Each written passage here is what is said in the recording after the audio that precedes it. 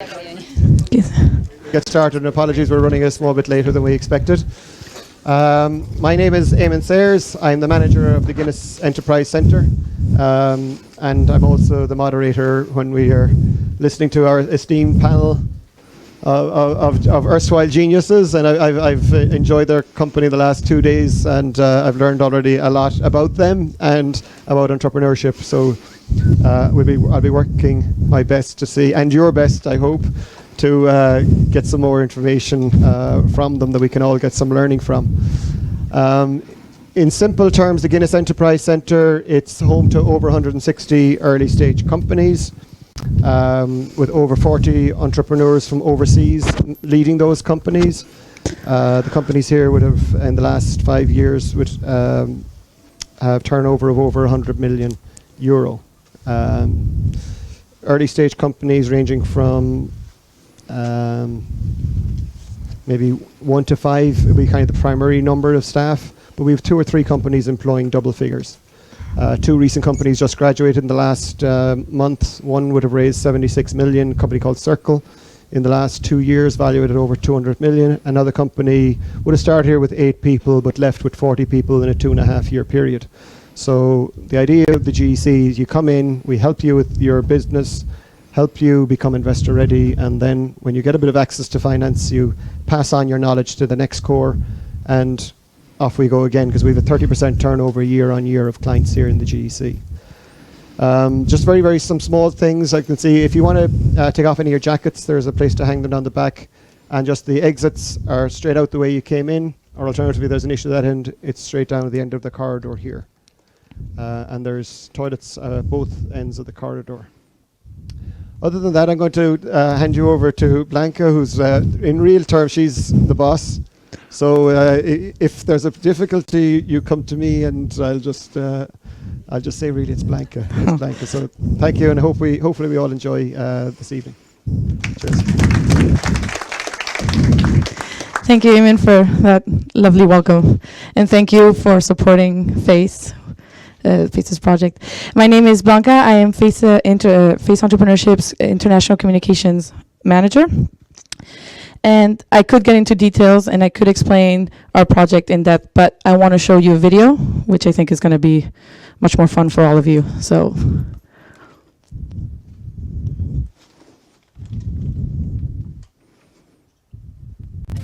What does failing mean to you? Do you need a push? Game on! FACE Entrepreneurship gives you the opportunity to participate in our community through the road of entrepreneurship. A trip where you will discover a wide variety of content. Make comments, debate, and share. The more you participate, the more medals you will accumulate. And if you're one of the most active members in our community, there's a chance you can win a trip to one of our events or a round with investors that could finance your project. And stay alert, there will be even more goodies. So what are you waiting for? Register to play the game on FACE Entrepreneurship and unleash your full potential. So basically, oh my God, what FACE Entrepreneurship wants is to boost ICT entrepreneurship among young Europeans.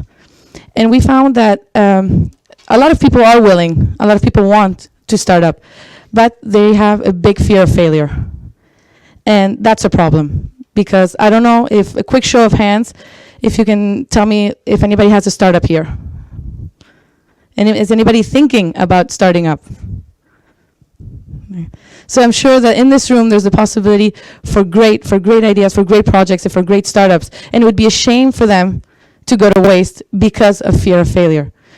So through our platform, through our debates, and through everything that we give you on this platform, we really want you to overcome those fears. We want you to look fear in the face and say, that's not going to stop me. Because in the end, failure is not the end. It's just another lesson that gets you to where you need to go. So what's very interesting also about this project is that through our platform, through our social media, through the debate that we generate with you, because we need all of you here to participate. And why do we need you to participate? Because all of you know what's going on for real. You're all part of the ecosystem. You know what's wrong in Dublin, or what's wrong in England, or what's wrong in Spain, or you know what's wrong in your countries, what's making you not take that step. And with your help, and with all that information that you give us, we can take it, and through our final roadmap, we can take that to the EU Commission. Because the European Commission wants to know what's going on. And that's why they promote these kinds of initiatives. That's why they want to foster this risk-taking mentality, so that we can change what we think and what we fear and what really is stopping us. Because that's the point of FACE. We want more ICT entrepreneurs. We want young Europeans. We want all Europeans to be able to take that step forward. And we want it, and we don't want a fear of failure to stop you at any point. So what is fear of failure? Today we have a great panel that's going to talk about career-related fears. What happens when you take that step and you have a career behind you, you leave it behind? Is that a mistake? Isn't it, are you going to lose all your career, everything you've worked for? And I think that we have a really great panel today that's really gonna stimulate conversation around that. And as well, we all want you here to take part in our community, and you will be receiving. I think maybe you've already received it, but if not, you will receive your password and your username to get onto the FACE platform. So if you have received it, that's us. We send it. So feel free to get in there and really participate, because we have a lot of information for you, and we want to help you on that road to entrepreneurship. And then also, well, I don't want to take up more of your time because we started a bit later. And we're going to have Ray, who's in charge of the Europe Startup Week here in Dublin, to whom we have to thank for including us in this wonderful week. And yes, please. And later, and right after Ray, Maria's going to talk to you about the South Summit, and then Eamon is going to take it home with our panel. Just a quick reminder, we are on live stream, so if you're watching us, feel free to send us questions through Skype. And I think that's about it for me. Okay, thank you.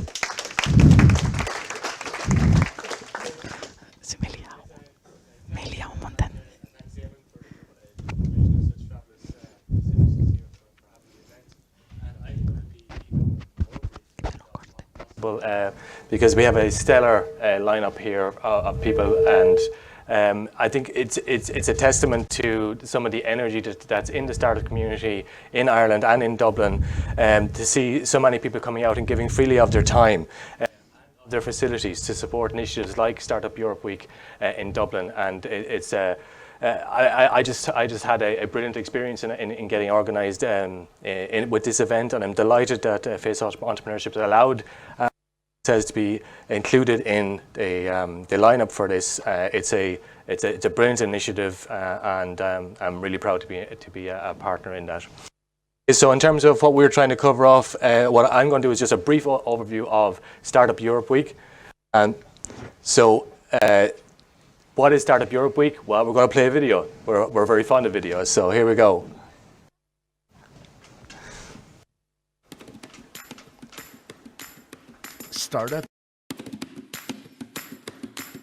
Startup Europe is an initiative of the European Commission that creates a united ecosystem of startups, corporates, and investors in order to grow their business and give them voice so they can have an influence on new policies.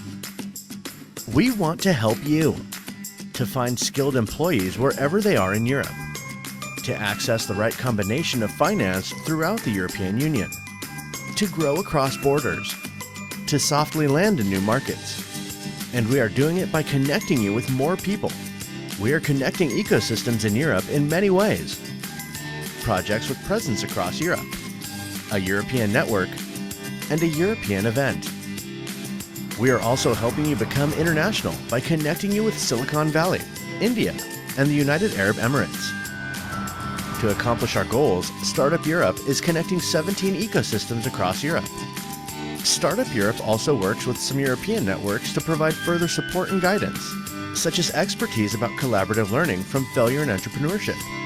There is also a project that aims at helping young entrepreneurs. Finally, we have a project directly aimed at encouraging female entrepreneurship in Europe. If you're a startup, you can get connected across Europe through our multiple activities. Networking with very important players in the startup scene in Europe and abroad. Participate in accelerator programs, boot camps, challenges. On the other hand, if you're an ecosystem builder, an accelerator, or an investor, perhaps a mentor or a blogger, join us and help build a better, more connected environment for startups in Europe. We already have the talent, we just need a boost. Be part of something bigger than you. Stay tuned for our next events and news. And visit the one-stop shop, startupeuropeclub.eu. So there we have it. Be part of something bigger than you. If you remember nothing else, if anybody just contact me, just link in with me or whatever, and I just send it on to you.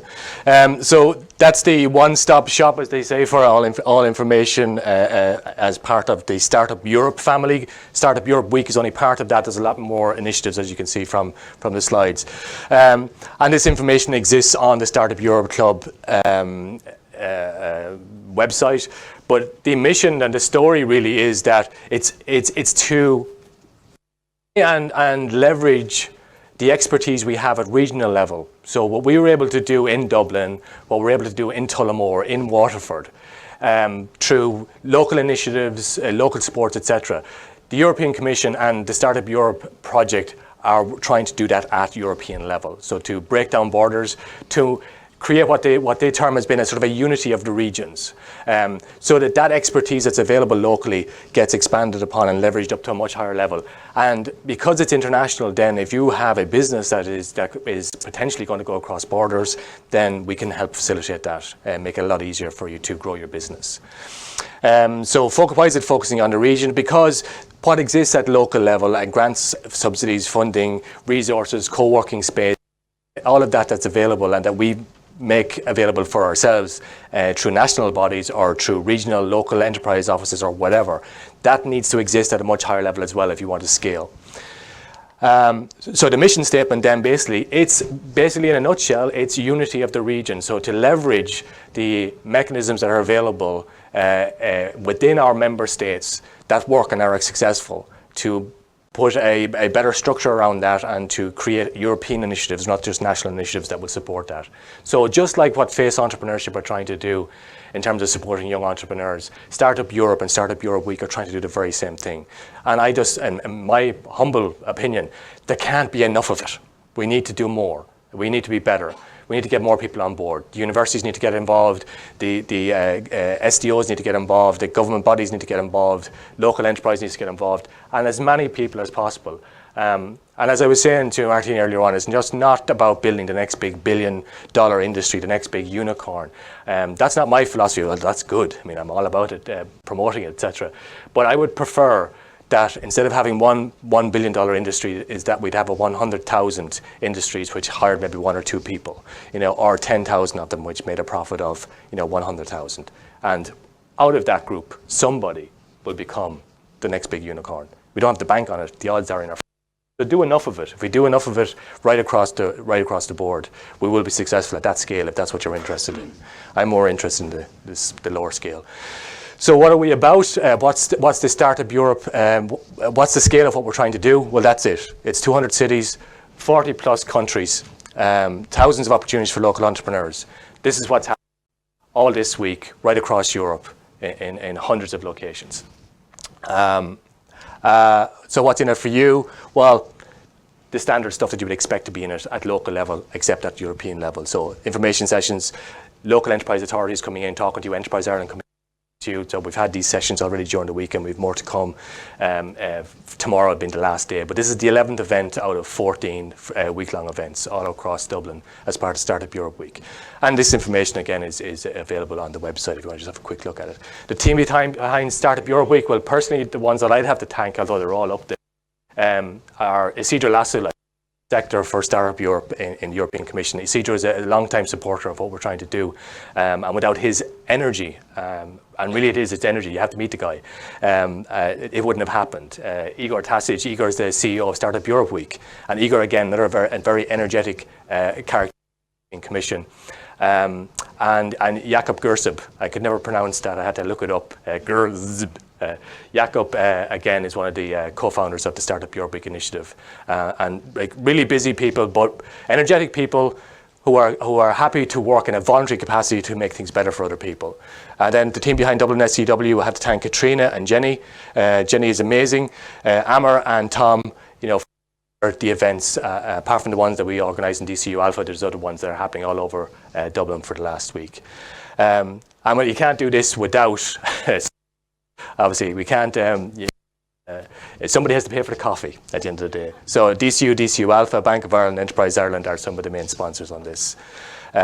And now we're over to Face and South Summit. I just want to thank everybody. I want to thanks for the invite to come in to actually kick off the event. I'm really thankful for the people who have given up their time for free. I had a lovely conversation with Emily earlier on about the Guinness Centre as well. I just think it's excellent what you're doing here. And I'm happy to contribute in any small way I can. Thank you very much.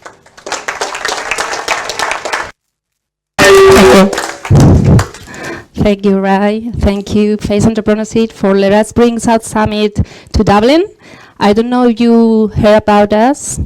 South Summit is the leading international conference for startups in the south of Europe. The idea is bring together the top startups from all over the world and put it in the same place with international companies, corporations who are seeking for innovation, and of course with international investors, top-tier international investors. So basically, we have their inspiration through top-tier keynote speakers like Steve Wozniak, co-founder of Apple, and Gwen Southwell, president of SpaceX. And of course, we have their business in our marketplace full of opportunities. And networking through the investors, the startups, and a place to have fun too. Last year was awesome. We have more than 12,000 attendees, 450 international investors. And well, I think we do a great job last year, but we want to make it even more global. And like Ray, I'm going to show you a video because it's the best way to know what happened there. So this is South Summit 2015. It's not working. Sorry. I think it's not working. Yeah. It's okay. It's really great. I think I love this video. I've seen it like 100 times.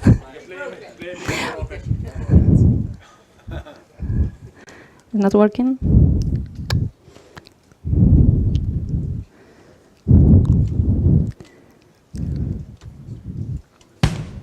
Okay.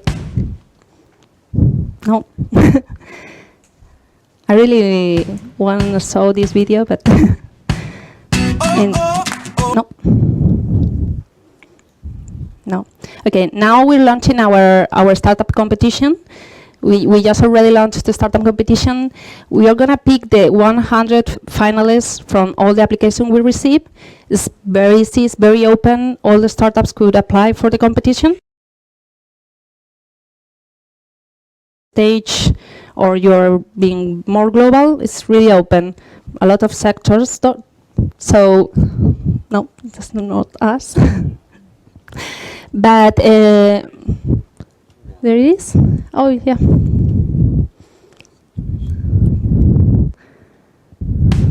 Thank you.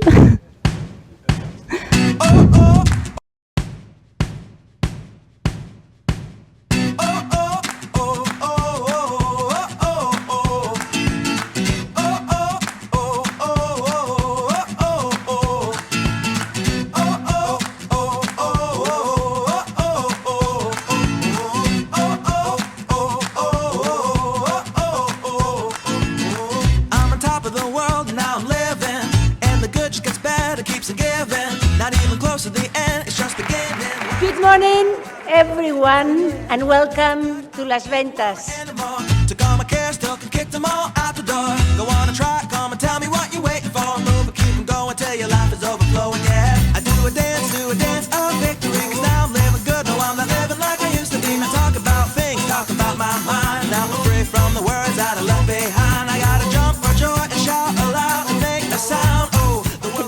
your dream, because eventually you'll get there. Be brave and get out there and make it happen. It's all about attitude, believe, and patience, and keep on going. Take it up, take it over, take it Growth. Open spirit. The future. Promotion. Opportunity.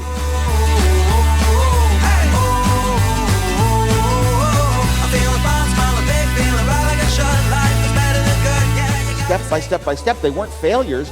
They were just the fun things I did on the way to the big one. If you fail, you get up and you do it again, and you try again. But if you're gonna fail, fail fast. While the world is spinning, it's a brand new beginning, and we finally win. Innovation. Progress. Business. Inspiring. Creativity. Brand my soul, and now you got me singing.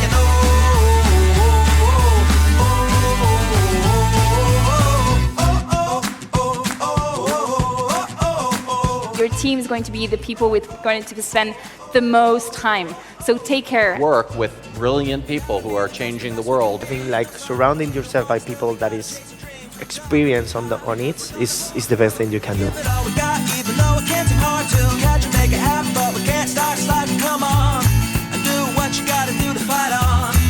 Piensa, sueña, cree y atrévete. Celebrating courage and not being afraid of failure. Failure is bad, but fear of failure is even worse. With great affection, I wish you the best of luck and success in your personal and professional paths, inspired by innovation, creativity, and social responsibility. South Summit. South Summit. South Summit. South Summit. Take it out of control today, I'm praying my soul, and now you got me singing. Thanks to the audience.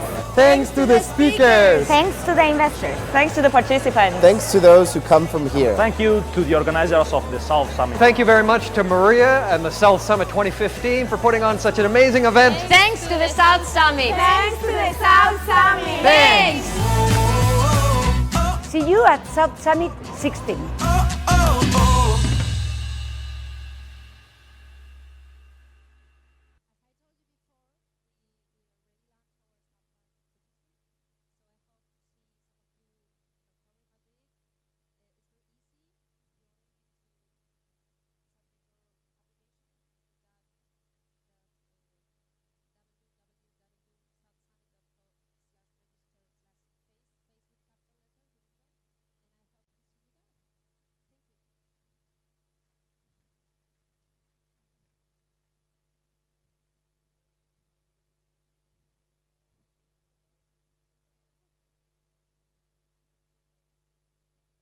An email originally, and then I went off and did a small bit of online research. Oh, and obviously I would have known from the startup world for maybe, over 2 years now in particular. But for the other three people, I hold my hand up, it was rather new and novel for me. So it was new and novel initially, and then it was downright embarrassing when I saw what they had done and what they are continuing to do, be it what age they were at or what work they have done up to now. So I'm going to maybe just initially just give them maybe 2 or 3 minutes each to talk briefly about what they do, and then we'll start exploring how we'd say the failure, but also how their career path shaped. And I thought there was 2 distinct groups, and we'll talk about that in there's 2 distinct groups of how you have ended up on your journeys. That's what I noticed. You can tell me I'm talking a load of Horlicks later on if you wish, but that's okay. So Christina, I'm going to ask you maybe to start off with what you're doing now and just maybe a brief background on yourself beforehand. Sure. I'm working in education. I've been studying most of my life. I had a couple of degrees in software development, one in international marketing and a master's degree in engineering. And then I joined the corporate world. I started working for Hutton Mifflin Harcourt here in Dublin in their R&D centre.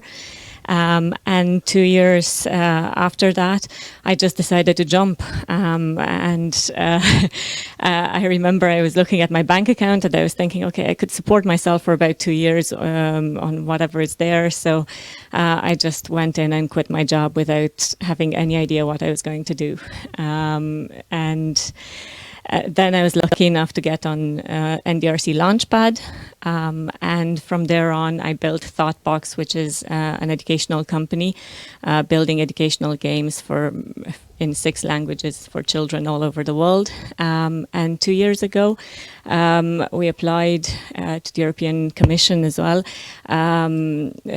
with another 4 companies from around Europe, and we raised 4.5 million euro to invest in startups as well. So so far we've invested in about 25 startups Europe-wide.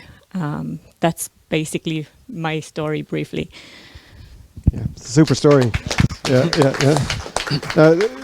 Jess, he is as young as he looks, so 19. Yeah, he's 19. So, but what he's done so far in that short lifetime is phenomenal. So yeah, Jess. I'm from the Netherlands, and I started when I was 11 years old. And normally, you are not allowed to have a job when you are 11 years old, because you have to be 13. And I started when I was 11 years old with search engine optimization. So I helped a lot of companies with getting higher in Google for their websites. And now I have my own digital growth hacking agency. So I work with a lot of venture-backed startups and help them get faster growing. We do a lot of growth hacking weeks. So we teach corporations internal how to get a growth hacking mindset. And beside of that, we have also design and development team to actually execute things. And we founded a community worldwide, Tomorrow, and we connect thousands of entrepreneurs from 20 different countries together. And I hope you guys will be also a part of it, and to connect you with people from the Netherlands, Belgium, but also other places in the world. Yeah, in short. So You're being very modest, Jesse. We'll get some more of those stories out of you yet. Don't worry. Ken is a very proud dad, I have to say. The first time I met him, within maybe 2 or 3 minutes, he had had his phone out showing pictures of his kids. Now, they were all good. They were safe looking, But he's a very adventurous guy. I've only got to know him in the last 4 or 5 hours. And what he's doing, especially in the not-for-profit space, is really inspiring, and it's really game-changing and perhaps world-changing. So, Ken. Thank you. I was last in Dublin 20 years ago, so it's nice to be back. A lot more concrete and steel around than there was 20 years ago, but it looks pretty good.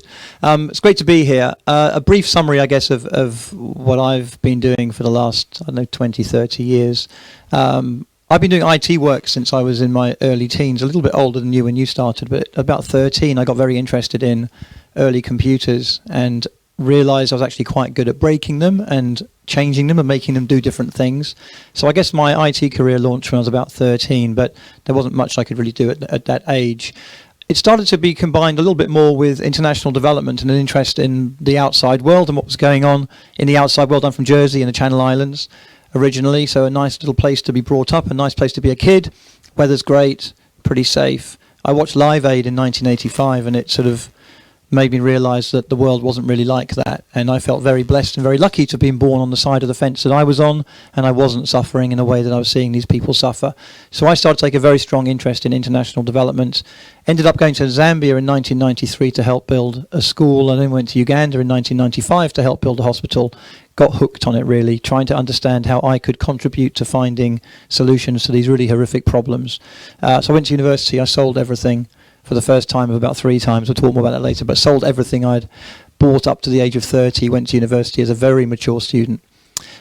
Since then, really, I've been doing a lot of work with, as mobile technology in particular has started to march around the world and get into places we never expected. So I now work a lot with non-profits, trying to help them figure out how to make the best use of mobile technology in rural communities across the developing world to help communities find solutions to their own problems. In 2005, I wrote my own platform called Frontline SMS. It's a text messaging solution which allows you to do grassroots, last mile, text messaging campaigns from anywhere there's a mobile phone signal. It's a very, very low-tech solution. It's now being used in about 170 countries. The last surveys, somewhere around 20 or 30 million people were benefiting from its use. And I started that with no money and just a little idea which I just doggedly stuck to. over a period of time. At the moment, I'm doing consultancy. I'm writing books. I've got my second book out next month. I do a lot of mentoring with young people who are trying to make the world a better place as well. I think the millennial generation are pretty unique in that they're pretty fearless. Jobs for life have gone. We're in the perfect place now where people don't have to worry about missing the financial services gravy job train because it's not there anymore. And if they don't go out when they're young and take the risks, then they never will. So my message to them is get out there before you have kids that you can show off on Instagram and before you get that mortgage, and maybe talk more about that a bit later. And they are very cute photographs, by the way. Thank you. Super, Ken. Now, just to let you know, there's actually, for people in Ireland, there's actually, especially in the startup world, there actually is only one Owen Costello. This is not a clone. He's not maybe down in Cork or Galway right now, because Owen is a driving force behind a lot of bringing the startup community better together, better connected in Ireland, and he shares a strong passion in promoting Ireland as a startup location.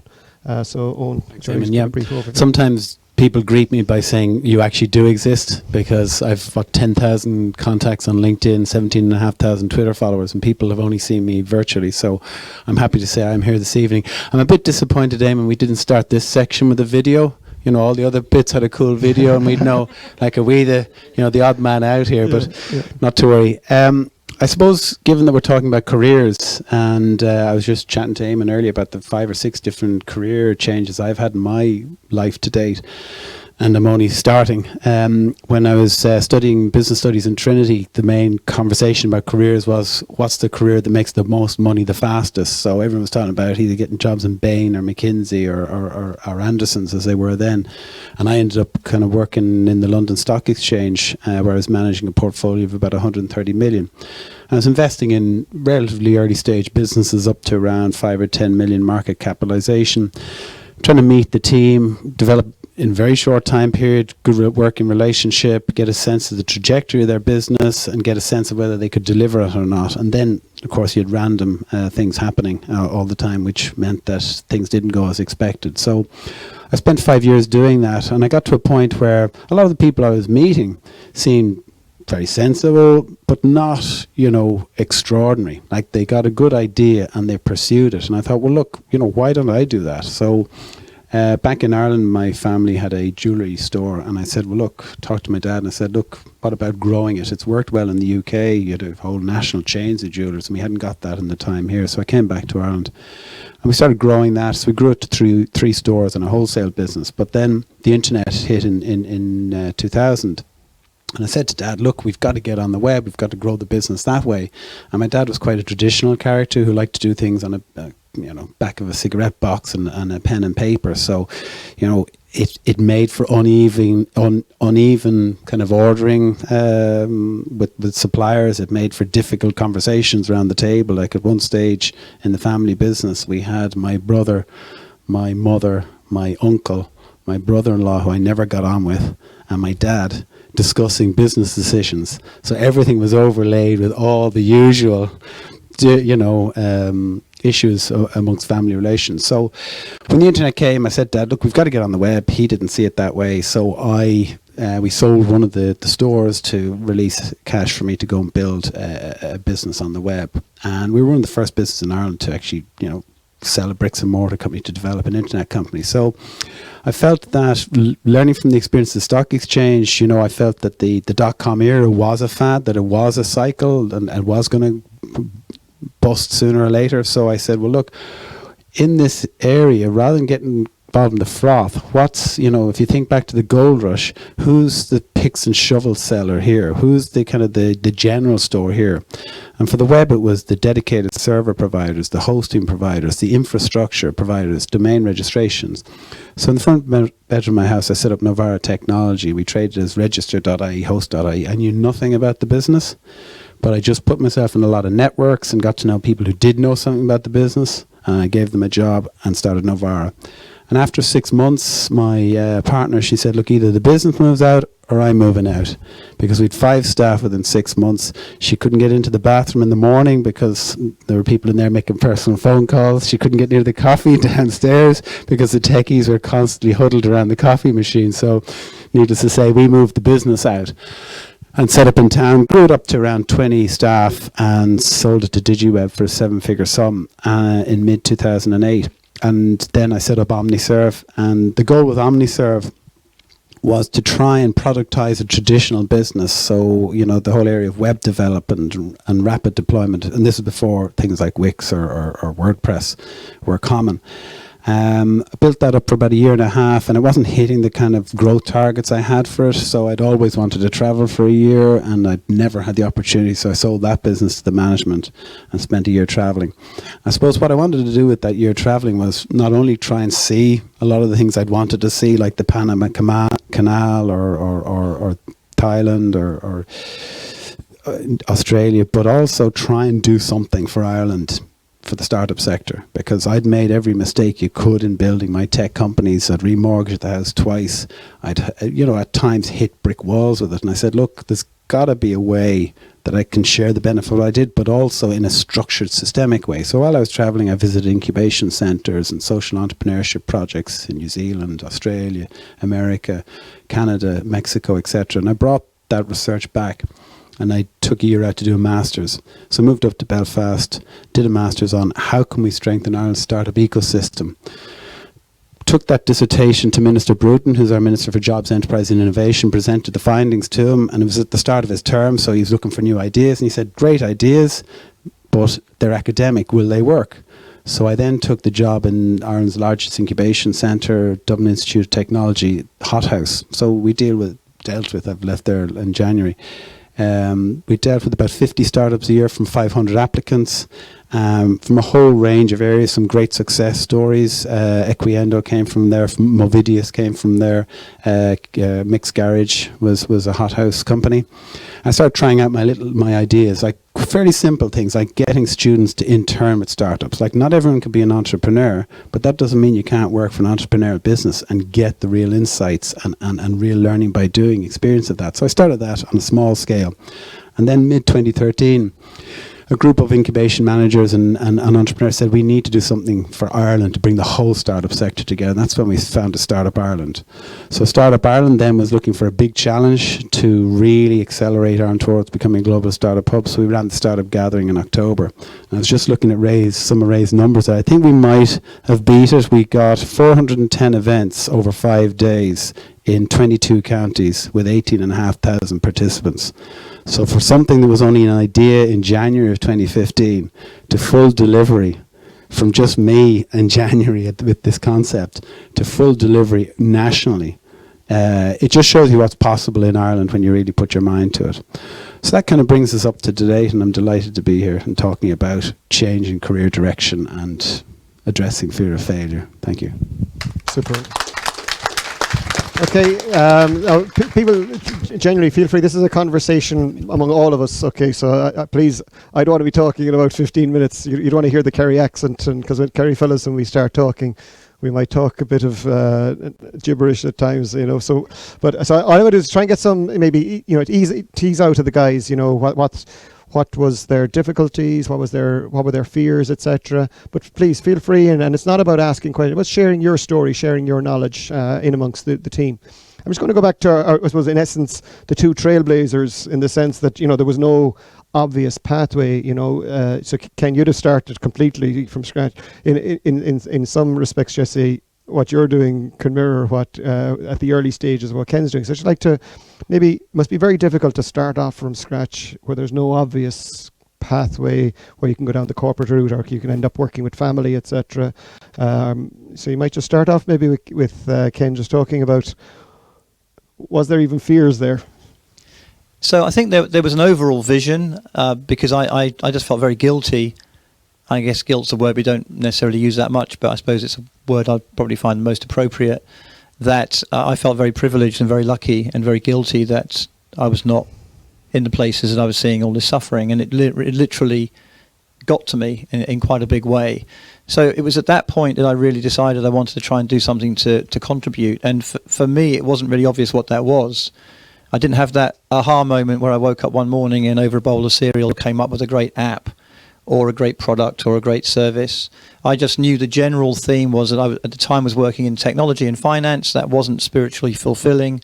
I didn't want to spend the whole of my life. Apologies to anyone in the room working in technology and finance. I'm sure you've got a great job, but I didn't. And it really wasn't something I could imagine myself doing for 30, 40 more years. So although I suppose it wasn't until 2005 when I built my product that my work became really well known, it was actually a 12-year journey to get to that point. It was that first trip to Zambia in 1993 which started to get me more and more increasingly interested in the stuff that I was seeing. And going from Jersey to rural Zambia is quite a leap. The one thing I was most saddened about really was that the 12 of the other people I was with on that trip went back to their jobs when they returned home and were not remotely impacted by what they saw. And I felt very disappointed that that could actually happen.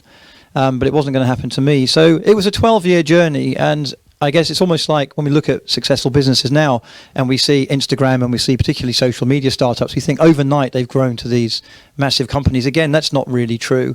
It does take a lot of work and effort and time to get to that point, but we rarely see that. And one of the things I do a lot of in my work now and through the books and through my talking and consultancy and particularly mentoring young people is just to make it clear that actually there's a lot of pain and heartache and graft and hard work that goes on before you anywhere get near the point where you've got something that looks like it might be successful. And successful is also relative. Success is not the same for everybody. So although there wasn't really a plan, I knew roughly what it was that I wanted to be doing. I knew I wanted to be applying my technology skills and passion to international development, to social innovation, to social entrepreneurship. But there was nothing I could do at the time. There was no internet, there were no mobile phones. If you didn't build dams or do large infrastructure projects, you couldn't do international development. That's just how it was. It wasn't until mobile phones appeared and the internet started to spread that I really got the chance. And then I did have actually a random moment watching Match of the Day, drinking beer one Saturday night at the end of 2004 when I came up for the concept of my platform. But again, it was only the fact that I spent 12 years living and working across the developing world that allowed my brain to come up with that idea, because if I hadn't had spent that hard time in the field, I would not have ever thought of something that would work in that particular context.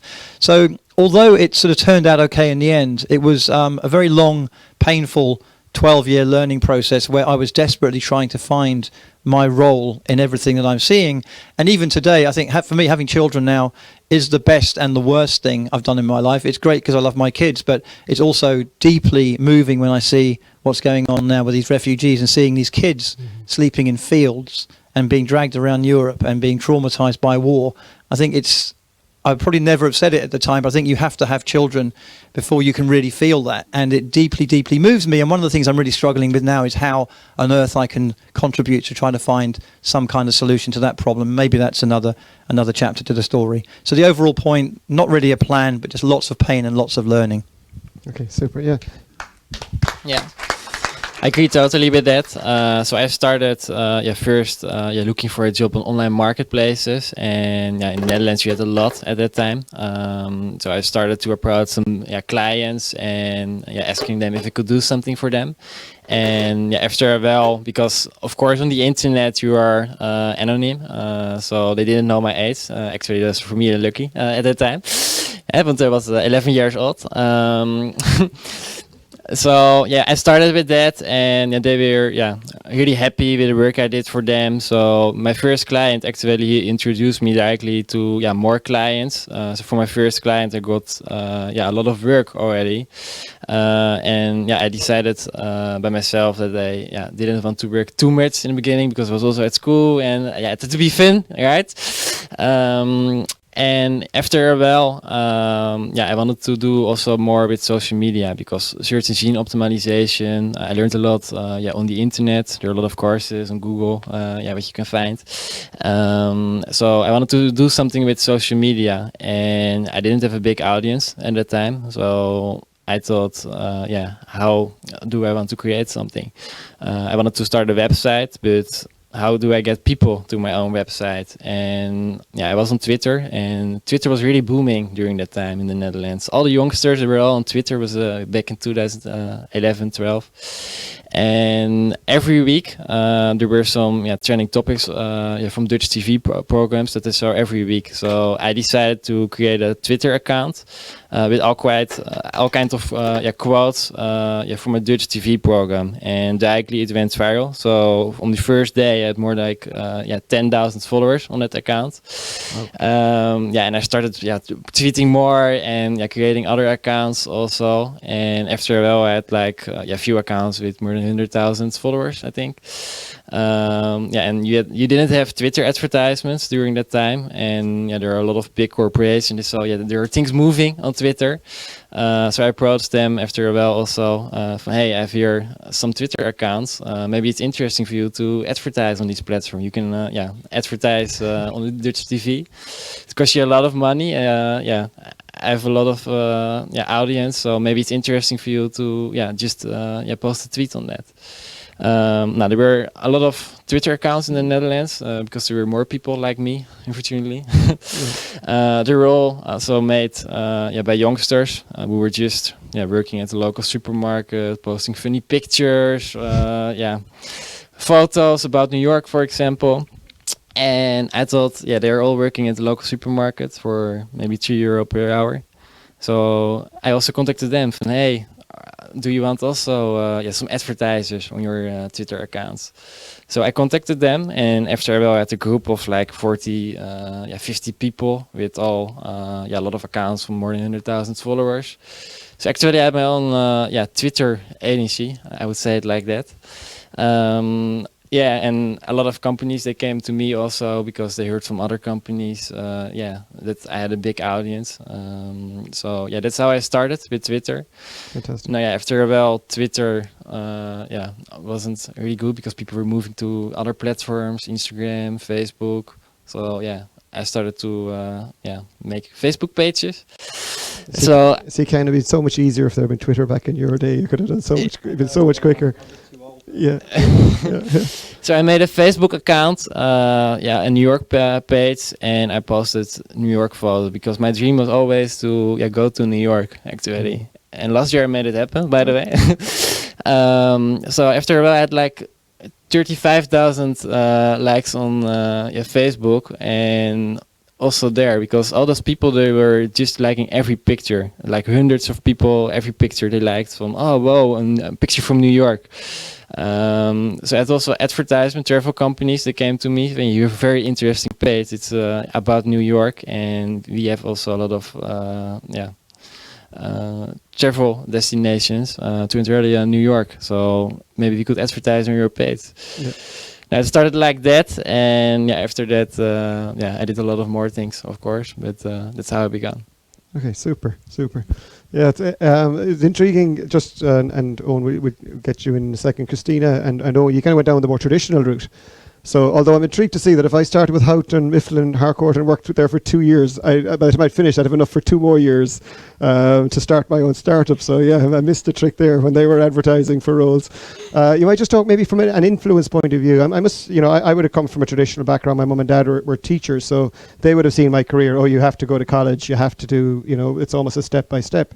Whilst these two, blazed a trail, I would say yourself and Owen would have been, dare I say, more traditional, and then you changed. So you might just talk us through what was your thought process. Sure. There? So my parents as well, they're both engineers, mechanical engineers. So they always, as you said, it's always a case of you go to university and then you get a job and so on, especially in Romania.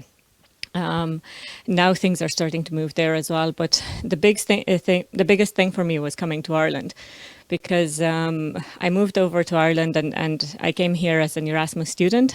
And I remember I was looking around me, and I was I think I was the second girl in a software development class. And I've never seen that before, because in Romania, in my class, we were half girls, half boys. So I said, okay, well... Sorry, can I just say, half the class were girls, half the class were boys? Just Sorry, I digress. Go on.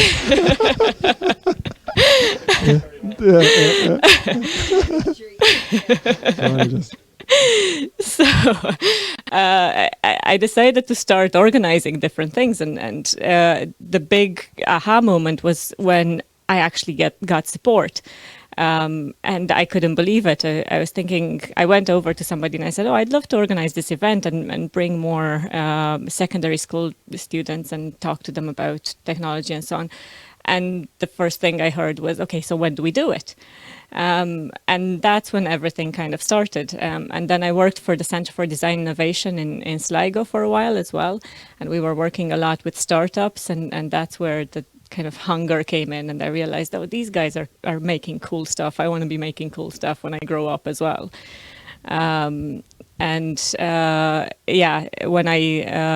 left college and I got the job in a corporate, I basically wanted to learn as much as possible about business, and kind of my main goal there was to observe what type of people are involved in building a business, and what type of roles do they have, and how do they all work together, and what departments are there, and all of that stuff. And I remember I had a mentor there as well, and I kept telling him, one day I'm going to have my own business as well. And at one stage he got fed up with that, and he said, you know what, when is that day? You keep talking about it, but when is it? But I haven't stopped learning. I need to learn more. And I remember the best advice that he ever gave me was just start doing stuff, and then you'll keep learning.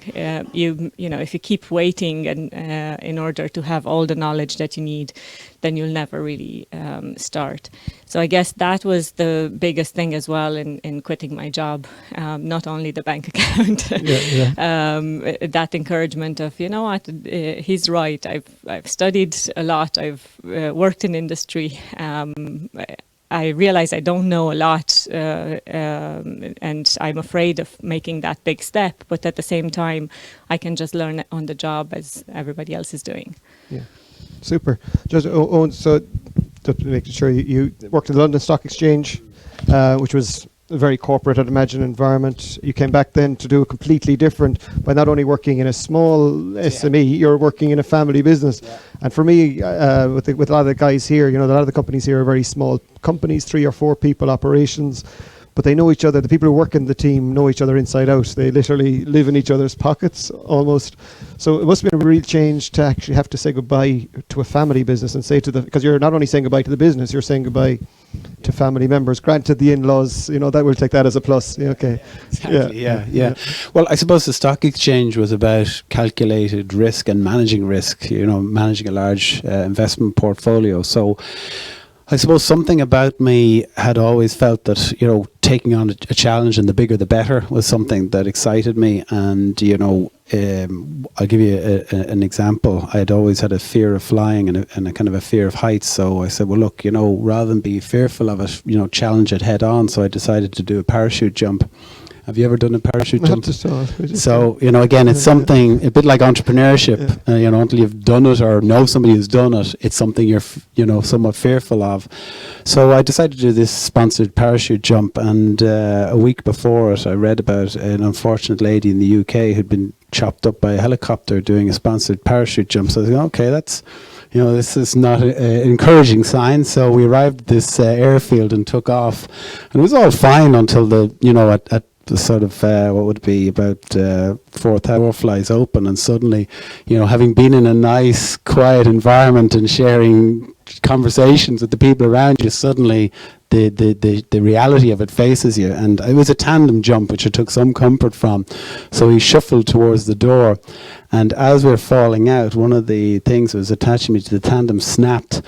So I started peeling away from the tandem guy, and we then got into a loop because I was away from him. So we were swirling like this, and of course the parachute couldn't deploy then because we were going like that, and a parachute needs you going straight to deploy. I'll hold the mic if you're doing your actions. Go on. So eventually he deployed the secondary parachute, which, you know, we suddenly stopped.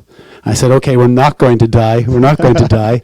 But then we went into the cloud cover, and all I could hear was, and I went, hang on. When we took off, there was a helicopter in the airport, and it had taken off and was coming through the clouds. I thought, yeah, we're back on for the dying bit here. So we didn't die, but when we got to the ground, when we got to the ground, the whole staff ran out because the whole thing had broken away and it was an emergency. But funnily enough, I said, right, to hell with it. When I was in New Zealand, when I was traveling the world, I said, I'm not going to be defined by my fears. I said, in Lake Taupo, I don't know if anyone's been there, there's an amazing aerodrome. And I said, what's the highest jump you can do here? And they said, well, around 5,000 meters. So I said, grand, sign me up for that. And again, I felt sick the whole way up. And I said, just master your fears. I asked the guy on the tandem, what's the death rate? He said, 0. I said, well, I take comfort from that. So I suppose that's kind of been the way I've approached life. I've always said, look, what are you most fearful of? And challenge it head on. And then, your fears got nowhere to go. It just dissipates. It's easy to say that. Yeah, so we're just going to throw it open to the floor. Does anyone like to make any comments on what they're hearing so far? Are you all just too shy? And one other thing is, are you feeling very warm in here so we can turn on the air conditioning? Yeah? Okay, so excuse me. Actually, if you wouldn't, just behind up against the wall there. Yeah, sorry, Ray. Yeah. Okay. Please ask a stupid question so everyone can feel intelligent afterwards. Yeah. So what I'd say is all, very impressive backstories. And Ken, I know of what you're trying to do, and I'd just like to ask, what was the, if you don't mind sharing with us, what was the match of the day? Who was playing when when that eureka moment happened? Well, I was drinking Newcastle Brown Ale. I remember that. It was I can't actually remember. I think it was something like Arsenal Man City or something. It wasn't a particularly exciting game, but it's strange that how many people in the room have had a random thought. And I just went to the corner of the room. I wrote it down. It was my third bottle of Newcastle Brown Ale, by the way. It wasn't my first, so I was already kind of a little bit in a happy zone. But the thought it literally lit me up, because having spent so much time in developing countries and seeing the challenges that the local organisations were having, and the fact that most international aid goes to the bigger organisations and not the small local ones, and so those were the ones I was championing. And in fact, today 1% of humanitarian aid goes to the global south. 99% stays in the countries largely where it's given from. So just think about that for a minute. Doesn't really make a lot of sense, right?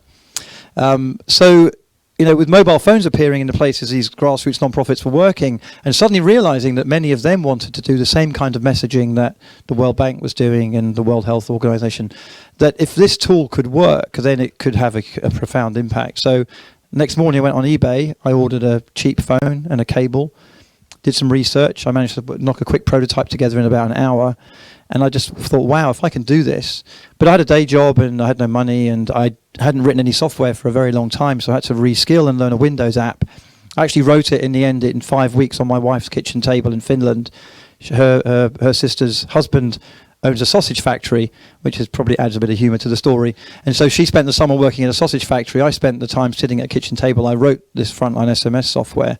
And it did exactly what I thought it was going to do. Everybody who was focused on the big players, maybe where the money was, because these small grassroots church groups, these women's groups working on women's economic empowerment, these farmers groups working with local farmers, these little health projects working with community healthcare workers, they don't have money. They're not even established charities. They are just local people trying to solve local problems. The fact that the tool could work for them was amazingly exciting. And for 2.5 years, it started getting used in Zimbabwe. In 2005, within about 2 months, I had my first user, and it was in Zimbabwe, and actually allowed non-profit organizations for the first time ever to share real news around the country via text message that Mugabe couldn't control. And he didn't like that, of course, and it turned out that the software became quite disruptive in countries where there were dictatorial regimes, and it circumvented governments trying to control the press. But it wasn't for 2.5 years that it had its first major breakthrough use, but it was used by Nigerians to monitor the Nigerian presidential elections. And I had nothing to do with that. And the international community just went, wow, how on earth are Nigerian NGOs monitoring their elections? Why aren't we doing this? you know. And so the fact that it was empowering local groups to do this amazing stuff then brought the money in. But for 2.5 years, I sort of ran it on my own, just in evenings and weekends, and just trying to keep the thing going because I believe very passionately that it was something that was needed. And I think today that's proven. But yeah, I think Arsenal, Man City, and Newcastle Brown Ale was the secret recipe. So maybe try doing that on Saturday. Yeah, that was at a time when Arsenal used to just score 1-0, wasn't it? So that must have been the aim more so probably. than the football. Yeah. Anybody else would like to make a comment?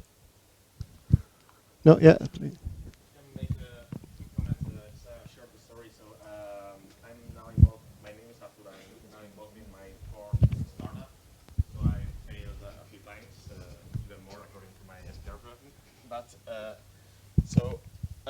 My quick story is that we are talking about something which is really important, is fear of failure. But I think there's something even worse, which is fear of disappointing that people that are important to you. So my story in a nutshell is that a few years ago I quit my job in Ireland as a software engineer, and I set up a startup on the Canary Islands.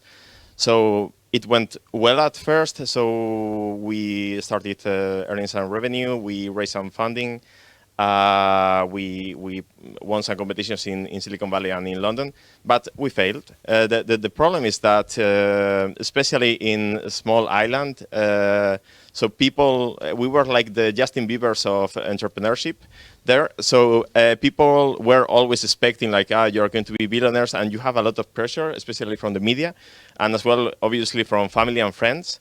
So we, at some point, we accepted that we had failed, which was all right because, well, we learned quite a lot from this experience for the next venture.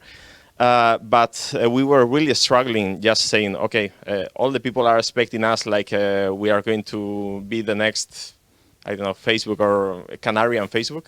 But it was really, really difficult for us. We knew that we have lost some money ourselves, which is fine. But the problem for us, for the three founders, was just to tell all the media that we have failed and disappoint all these people. At some point we overcame. So we announced it on Facebook, and we said, okay, just disconnect our phones for a few weeks and let's go somewhere else. But it was really difficult at this point. I don't know if you have any thoughts about it. Yes, so we have a new phrase. Instead of we're getting rid of the word unicorn, it's now the Justin Bieber of entrepreneurship. So yeah, that's a great story. Four startups, wow. And yet you said you failed at them. Like some of my before we start with the guys, like I have a startup in the sports space, and for me, sports people fail every single day. I can't get over an Irish runner who decides I'm going to become the best 100-meter runner in Ireland, because the very essence of what they're trying to do means they're going to fail spectacularly publicly at the Olympics. They're not going to get their gold medal. But are they failures? Not at all. Not in any stretch of the imagination. They've done the best they can be. So, you know, it's a word that I would hate. I'd love maybe explore the word failure, because it's failure's the wrong word for what entrepreneurs do. You know, so, and I don't think it's a thesaurus. Maybe we discover the word tonight and we all lay claim. But if somebody gets the .com, I'll be after you. Okay. So, Owen, would you like to? No, I agree with you, Eamon. I think the word failure is a label, and it carries a lot of negative connotations. And I really like your story, because it reminds me of, you know, how the media builds us up, and they take the first opportunity to then turn the story on its head, and are very happy to rubbish you on the way down and not be supportive. So I think ultimately, whenever you're building a coalition of support, be it, you know, the team you're building around you, the families and friends who give you the early funding, and then the investors, and then the media, is if you're absolutely honest with yourself throughout, if you're honest with your team, and if you're really clear on what you're trying to do, then if you don't succeed in achieving that, that's not your fault. You know, it could be the market, it could be local circumstances, you know, it could be so many different factors. But, you know, I think where it goes wrong is where, you know, entrepreneurs get caught up in their own hype and get caught up in the bubble of it all and start separating themselves from reality. and stop having reality checks and even stop talking to real customers and become more and more introverted and focus on the perfecting the product. And then suddenly they come to market and they find, well, there is no market for this product. So I think, staying very honest, there's no shame in not succeeding when you've been honest throughout it with yourself and with your team. And then, being absolutely rigorously focused on the market and the market opportunity, And I suppose going back to the sporting analogy, what's really happened with sports players is it's hard now to get a sports star. Like, we're talking about matches you were watching 15, 20 years ago. If you looked at Clough speaking about himself as a player and as a manager, he was the height of bombast. Like, the sports stars were so full of themselves and communicated that to the media. Whereas now, from Ronaldo down to Brian O'Driscoll, our rugby star, it's all about modesty. It's all about taking pride in what you're doing, but pride in a way that's constructive. So again, when you project that to the media, you're not giving a hostage to the media. Like, now business people, sports people, top professionals across the spectrum are very modest, and they let their achievements speak for them. Interesting you give that example, because if you compare the sports stars in the United States, it's all about I'm the best, I'm the greatest, and entrepreneurship, exact same. Yeah. So, thank you. Yeah, I think for me it comes down to there's different types of crunch points before you actually get near the F word. And so the financial one is maybe one of the starkest ones. If you wake up in the morning and you write a check which takes the last few euros out of your account and there's nothing left, there's probably not a huge amount that you can do, to be honest with you. But there is also the emotional, personal drive crunch point where actually you're making a decision based on how you're feeling about something or about whether you even want to continue, and it's not really tied to anything that's even financial or any kind of monetary value. The example I would give is that when I left Jersey when I was 30 to go to university, having worked for 13 years in that IT financial career, most of my friends said to me when I sold everything and packed up a couple of things in some suitcases and left, they said, we'll see you in a couple of months, because nobody believed I could do it. And I would say that first term at Sussex in 96 was probably the hardest 3 months of my life, trying to adjust to studying again. And I was really close to leaving. But I didn't, because I did not want to go back and let my friends see me go back and for them to be right. And it was stubbornness that got me through. So I think there's a crunch point there where sometimes you feel that there's something that you're driving towards doing, you're not enjoying where you are, but you know that if you can get through it, then perhaps there'll be light at the end of a tunnel. So with that, I think it's worth persevering. But also I think taking the risk is a cultural thing. I spoke in Riyadh a few years ago at a conference put on by the Saudi Investment Authority. And it turns out that in Saudi Arabia and maybe other Middle Eastern countries, if you fail, you bring huge shame on your family.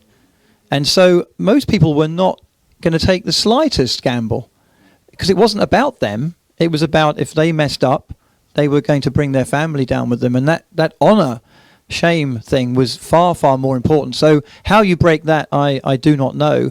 But on the financial one, just one final quick point. The way I tackled the financial one was to try and remain lean. And we read all these books about lean startups, and it's all very trendy to be lean and agile and to, all this kind of stuff. But I ran on no money for 2.5 years. Because it was something I believed strongly in, and I did not want to rely on money or build an organization around the products until I knew it was genuinely going to be useful. So there was never, ever any question of giving up for a financial reason in the first 2.5 years, because there wasn't any money. And I think that then proves commitment to the product as well when donors do start to come. So I got to a point where it was being used for some quite amazing stuff, and I was running out of my bedroom, and people couldn't believe that my head office was my bedroom. And while I was at Stanford, I bought a camper van. I lived out of a camper van, and California is the best place in the world to live out of a camper van, so I enjoyed the experience.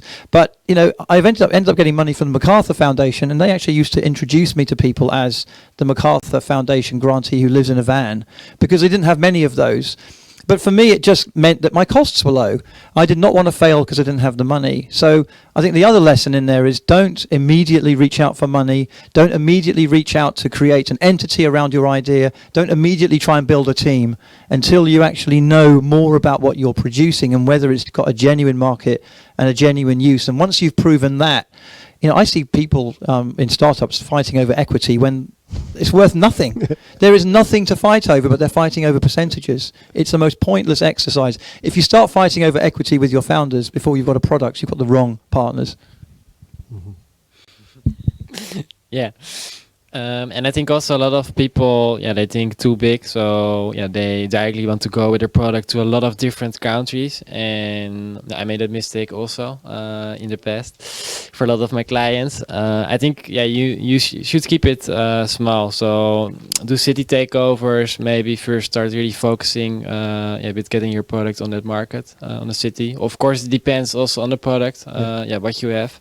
But a lot of people, they want to think too big sometimes.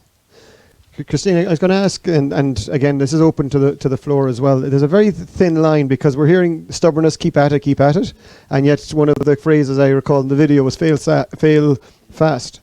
So you might just, cause that's a conundrum, okay? And in Ireland we're traditionally brilliant at saying you'll be grand. You'll be grand, and the arm around, keep going, you'll be grand. And you'll turn around to your friends after and say, Jesus Christ, I wish he'd stopped doing it. But for some reason, you won't tell them yourself. You don't want to be the person who's going to tell them. Now, here in the GEC, we're pretty blunt, stroke honest with the clients here, where we say, stop the madness, stop what you're doing. But at the same time, we've got it wrong, we've got it right. But so might just explore that. Yeah, so... just on the side, in terms of, I got an email the other day from the organizer saying, think of something that you've never really told everybody and kind of tell that story. So here it goes.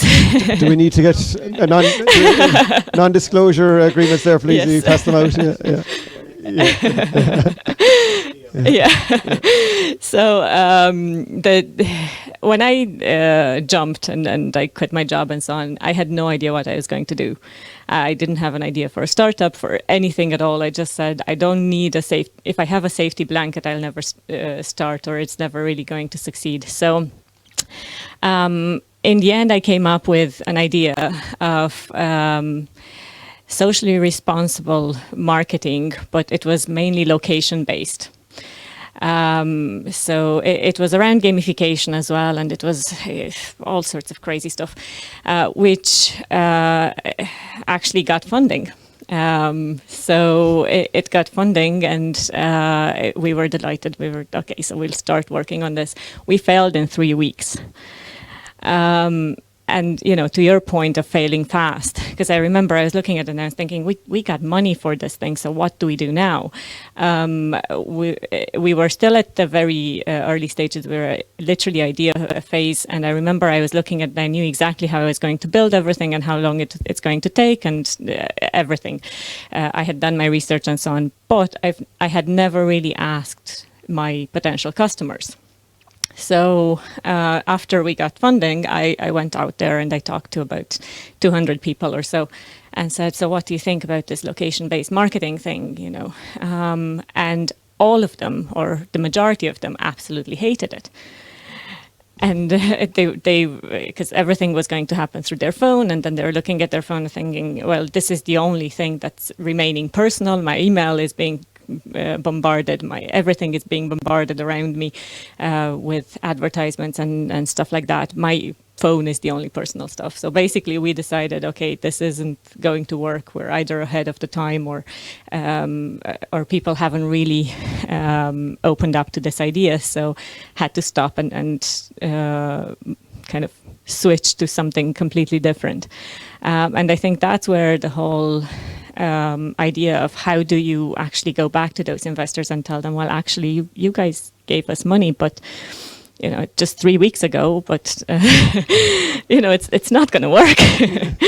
And we have this other idea that's around education, and it's around building educational games that doesn't have anything to do with location-based marketing. But what do you think? It's a bit of what you were saying as well. How do you own up to that failure, and how do you fail fast? It's all about going back to your market and asking your customers and so on. And the fear stays there for the rest of the journey. That's something that the majority of people don't realize, that they say, okay, so I've made the jump and now I'm fine. I'm just going to go off and so on. But then you're building your first product, and or your first prototype, and you need to go in front of 6 or 7 year olds, and your first prototype looks like a Windows 97 program when it's supposed to be a game, and you're thinking they are going to destroy us. What are we going to do now? And then you realize when you get there that they get it. They understand that they don't necessarily look at and feel of it. They need to look at the game mechanics and so on. So, it's all about kind of pushing through these fears and actually going out there and talking to your customers and, launching your products rather than sitting on them for ages until they're perfect and all of that stuff. Okay, what do we like time now, sorry? No, I was actually, I wanted to ask Jesse a question. Okay, please do. Because yeah. Wait, I actually have a mic. Yeah. Okay. Because we are talking about career-related fears, about leaving all that you've worked for so long and starting up. But Jesse, you're only 19. Yeah. I mean, no, exactly. I mean, you have your career because you started at such a young age. But when all of us think about a career, you don't fit that profile. You're not going to university. You're not, how does that? I understand what you mean. Yeah. So indeed, last year I dropped out of university because I had a lot of projects going on, and I decided to focus just on my own business. Because you can't travel to other countries if you're at university.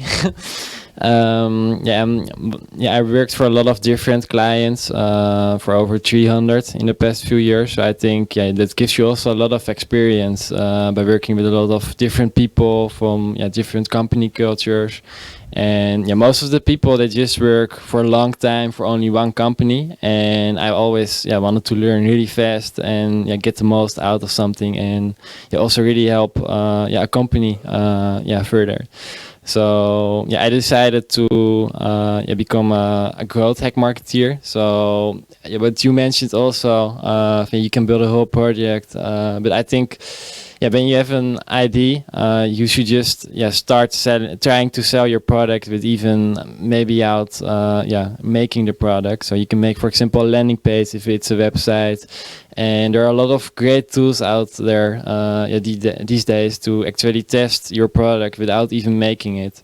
Of course, you have tools like Google Analytics, so you can see if people click on a button. But 9 of the 10 clients where I come, they don't have, for example, tools as Hotjar. And that's really exciting because you can really see how visitors are scrolling over your website. So if you want to show some benefits about your product, it's really a great tool also to see how people are looking over your website, and you could optimize that after that. Can I ask you something? Just a quick question. So you've built your own network and you've done a great job at that and so on. And then you decided to go on and help other people do that as well. Was there any time of fear that, you've done it once, but, am I ever going to be able to replicate it?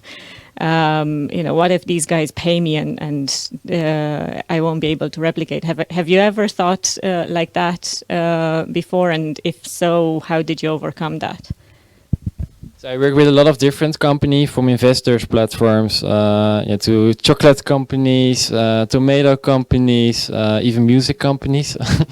But they all have the same problem. So most of them they don't know how to measure things. And I think one thing you should start on from the early day is building measurement tools, so you can actually know how you're growing and where your traffic is coming from. And I think where I'm really good in is processes to get fast a growing platform. So of course I'm not able to say to a company hey, I can get you thousands of new sign-ups or sales, but I can provide them the processes how to come there. And because I did it for so many companies, over hundreds, you learn a lot from that and see also the mistakes they made. So So can I just add, talking about stubborn, we have a very optimistic ice cream vendor outside. It's so 100% marks for entrepreneurship there. Optimism. There's just something that struck me while you were speaking. Are we going to go down the route longer term now where there's going to become more project managers? So you'll employ people to take on projects rather than take on people to be members of your team? Yeah. Any thoughts? So I built all kind of processes in the last few years. Because for me, sometimes I get a lot of projects at the same time, and it's not possible for me to do that all at the same time. I thought by myself, maybe I could hire someone else to do it.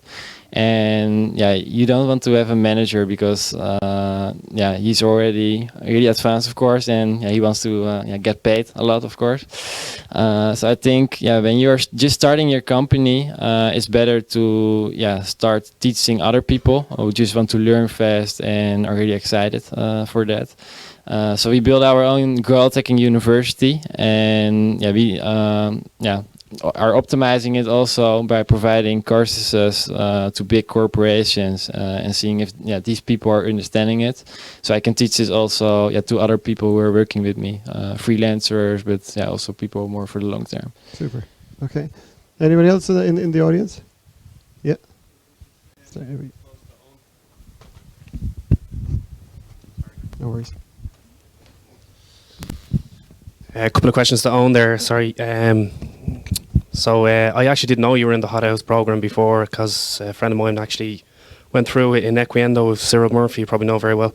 But I work in mobile telecommunications and have for the last, I suppose, 12 years, 15 years. And so it boils down to the whole sort of career question that people have. I've built up quite an extensive career now. I'm well connected within the industry now. Quite competent in the stuff that I do, but I suppose the question is two questions. One, at what point do you make the giant leap of faith from the corporate world to go and start your own business? You mentioned the safety net earlier on. I'd be very different to you because I'd be a little bit older, I suppose, than you would be, and I have this career behind me as well. But I've got a relatively good idea, but I don't know at what point you move, you make that joint leap of faith. That's the first question. And the second question is, I suppose, if you have, I suppose, an idea or a process, or maybe even be thinking about providing a service to somebody, is that enough, for you to go out and start up a business, or do you need to have some IPR ideas? Can the IPR stuff come, I suppose, can the creative juices flow after you get out and you get going within the industry and you start up your business?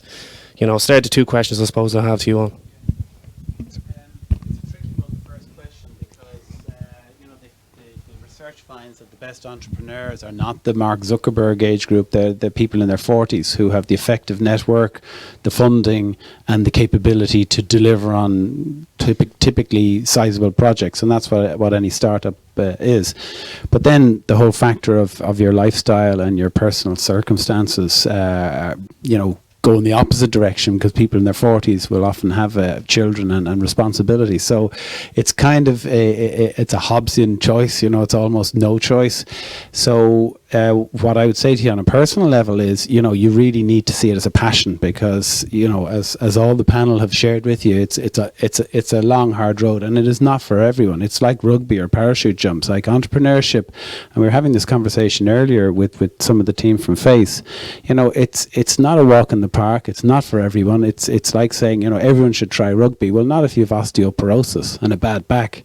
So, if you don't, and I'm generalizing here, if you don't have the capability to work 7 days a week for very little money, with very little visibility of an outcome, like Christina talked about failing in 3 weeks, you could end up working for a year and ultimately having to write that whole thing off. So, not to appear too negative, that's the extreme.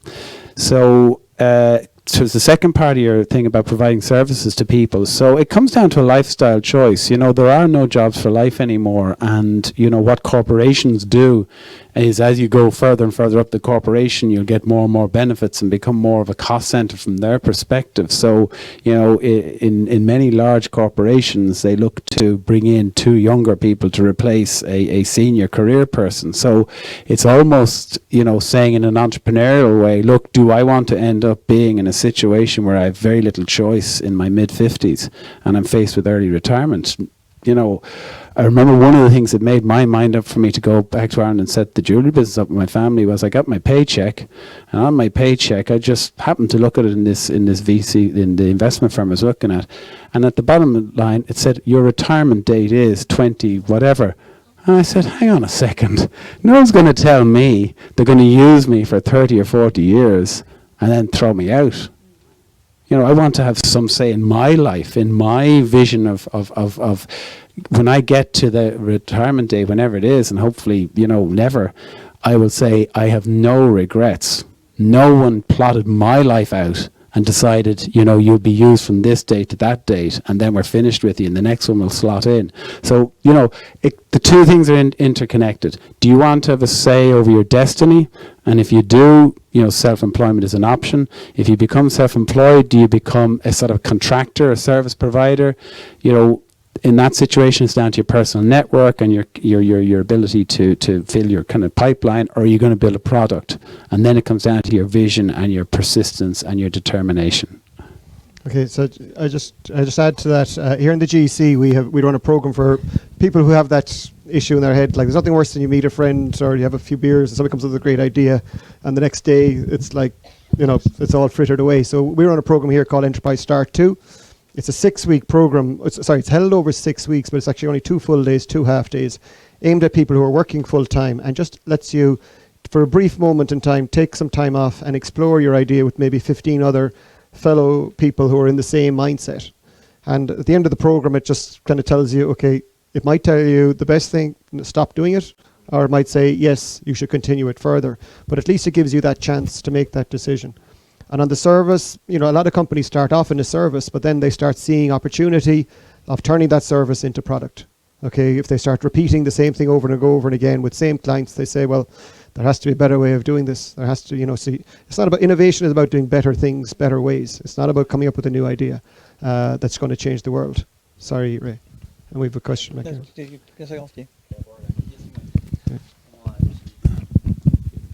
Yeah, I just wanted to add to what Owen was saying. I've been moonlighting as a startup advisor for about 10 years in the university. Okay, and moonlighting is a great way of doing a bit of business. And there's a lot of reasons why you might take a different path when trying to start up your own business, and some of it's logistical, some of it's financial. But one thing I will say is that, and to pick up on what Owen was saying, is that starting your own business is not easy, and you have to be committed to long hours, 7 days a week, and for very little return. But if you're trying to make the decision, one piece of advice I would give you is, well, start working the long hours now. I mean, keep working on your whatever your corporate entity is, like, where you're getting paid for. But put in the extra hours on your project, moonlight, okay, to see, well, what can I do with that period of time, and how far can I get it? You still have the safety net. Okay, and a lot of guys that I've spoken to over the years have done that. They've kept the safety net, but they've been building their project part-time in the evening times, working until 10, 11, 12 o'clock at night, 1, 2 in the morning, after hours, and Saturdays and Sundays for years. And then they make the decision to notice something there. Can we come back to you? We'll just one from the audience here. No pressure now, because we've 2 panelists wanting to burst in, so usurp them. Thanks. So you read a lot about lean startups and kind of focusing on a problem and trying to design a product or a solution that specifically solves that problem. And, it says design a test, make sure that your solution solves the problem. And, if the outcome of your test shows that, the solution doesn't solve the problem, try something else. I mean, you could go through this 100 times. At which point do you call it failure? Do you call it failure after 3 tests, after 10 tests? Where's the line, I suppose? Okay, well, in the research world, there's actually success and failure. Because if you have 100 hypothesis of 100 options, failing 99 actually is success every time. Gets you closer to the end. But anyway, sorry, Ken. Or Tristina. Go, Ken. Yeah, I was just going to add to the very quick question about starting the business. In fact, your point about moonlighting was very well received here, because for me, I did 2.5 years of moonlighting when I was working on my SMS platform. I did my day job and I built and worked on the product in the evenings and weekends, and so there was no issue of me losing everything if the product wasn't wasn't accepted by the community I was trying to push it to. But when I actually meet a lot of young people who are trying to become social entrepreneurs, and that's a debate in itself whether you can become a social entrepreneur, but usually for me the actual journey starts 2 years before they ask that question.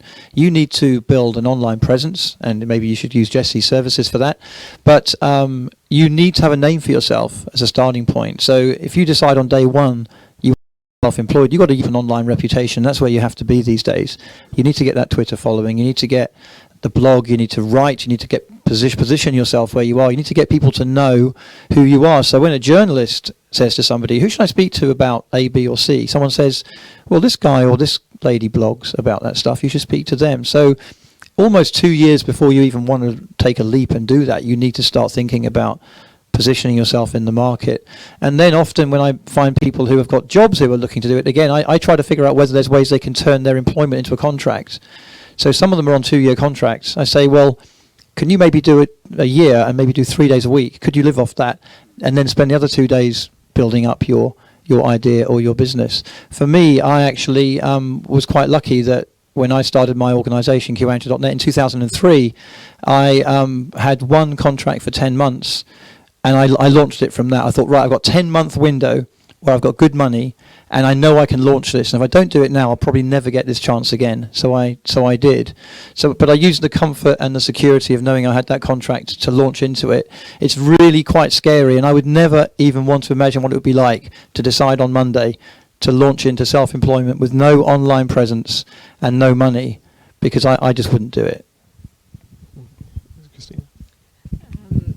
Yeah, so to your point there, I completely agree. I think when I did it and when I decided to jump, I basically looked at it as well, and I said, you know what, I've been a student until just 2 years ago. I'm still used to eating beans on toast every day.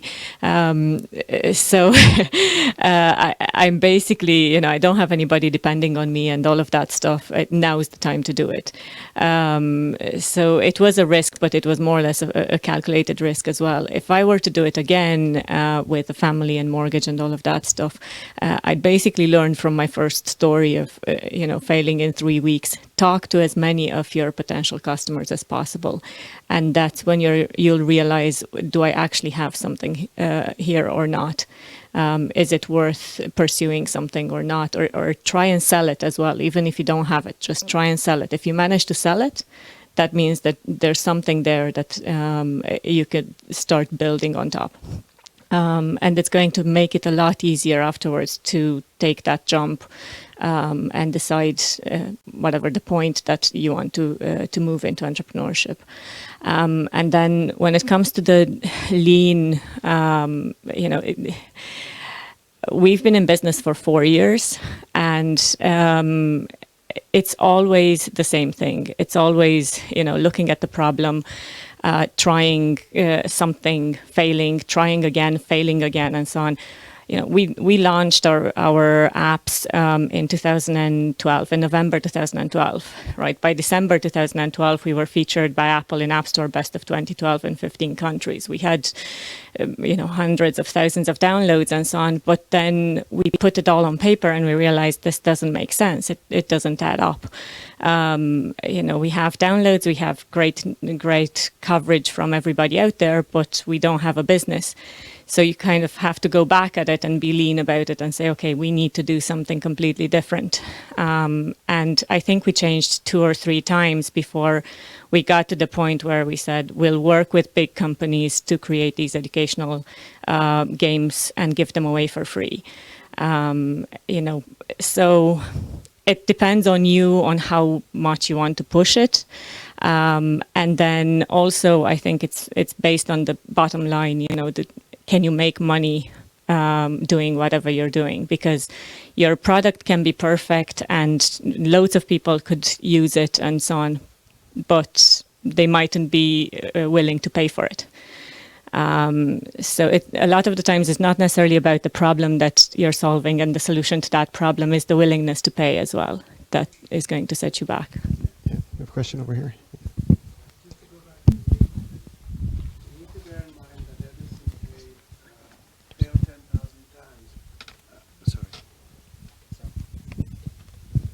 Edison said that There were 10,000 ways he learned how not to make a light bulb.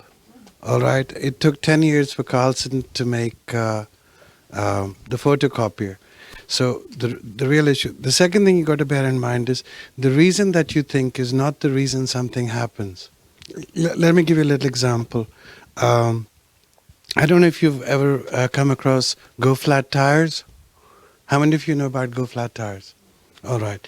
So Dunlop Denvo invented the Go Flat tires. They put big ads in 20, 30 years ago about, you know, a person standing in the rain, and Go Flat tires allow you to drive for 100 miles without needing to replace a flat tire. Okay? So you think it solves the problem, but nobody bought it. Now what is interesting is BMW have put the Go Flat tires in their cars for quite a different reason. If you get rid of the spare tire, you save 30 kilos, which allows them to meet their emission requirements. So sometimes the obvious one of the revenue model is not the way the market buys the solution. It may be the regulator. How many of you out of choice 30 years ago would have bought the safety belt? So sometimes you have to think about, and as our friend earlier on said, the customer may not be willing to pay. Every advertising model is predicated that somebody wants a service, but they're not willing to pay for it. So, you know, I'd just add that as some thought for you to think about.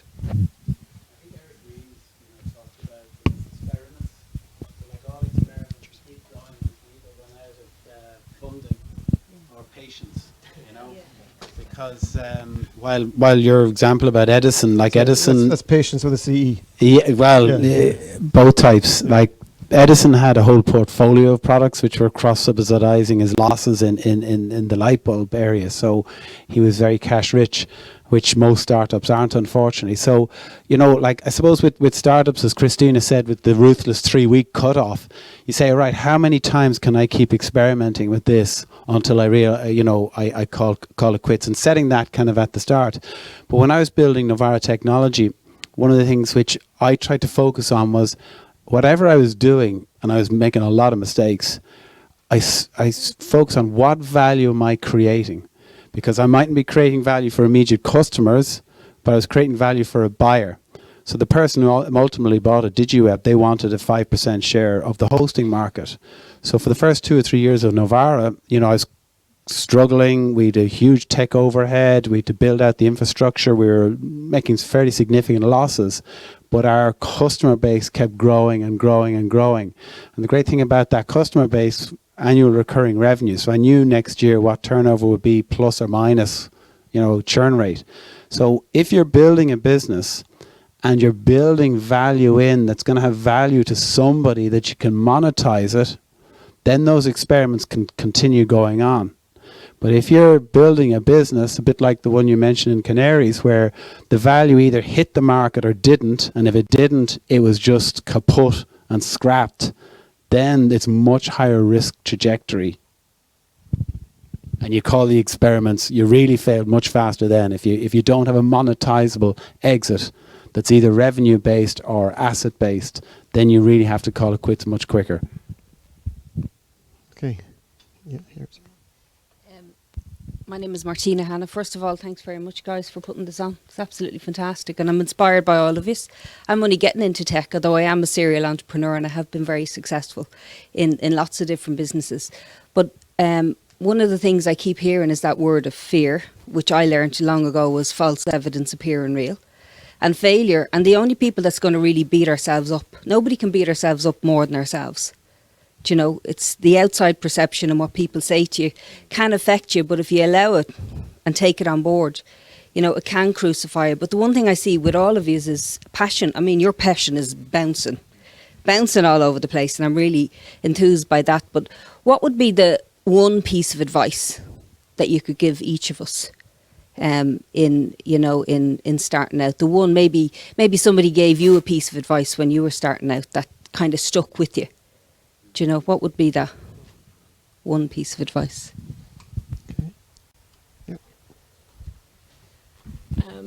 So for me, being a sole founder, my one piece of advice is get a co-founder.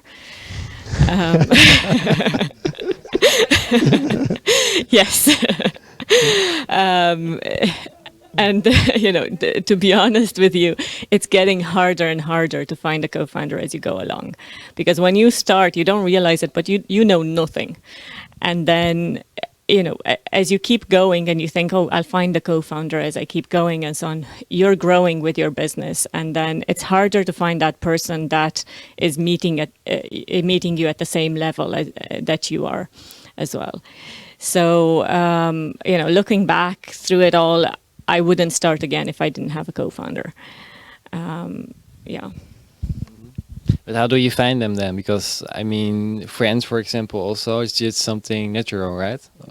So yeah, you're lucky maybe if you find someone. But I hear also a lot of people, and they keep asking me, "Do you know a co-founder?" for example. But yeah, I think that's more something personal maybe.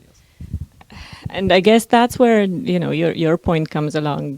Build your profile, see who else is passionate about the same stuff that you're passionate about, and talk to them about something like this, because you'll realize which are the people that engage with you on a daily basis and so on. That's a great piece of information, because if you build a profile, then your co-founder might just find you.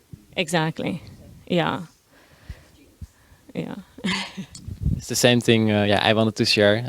So today there's an amazing event here, and I think all of you should start your own events also after this one.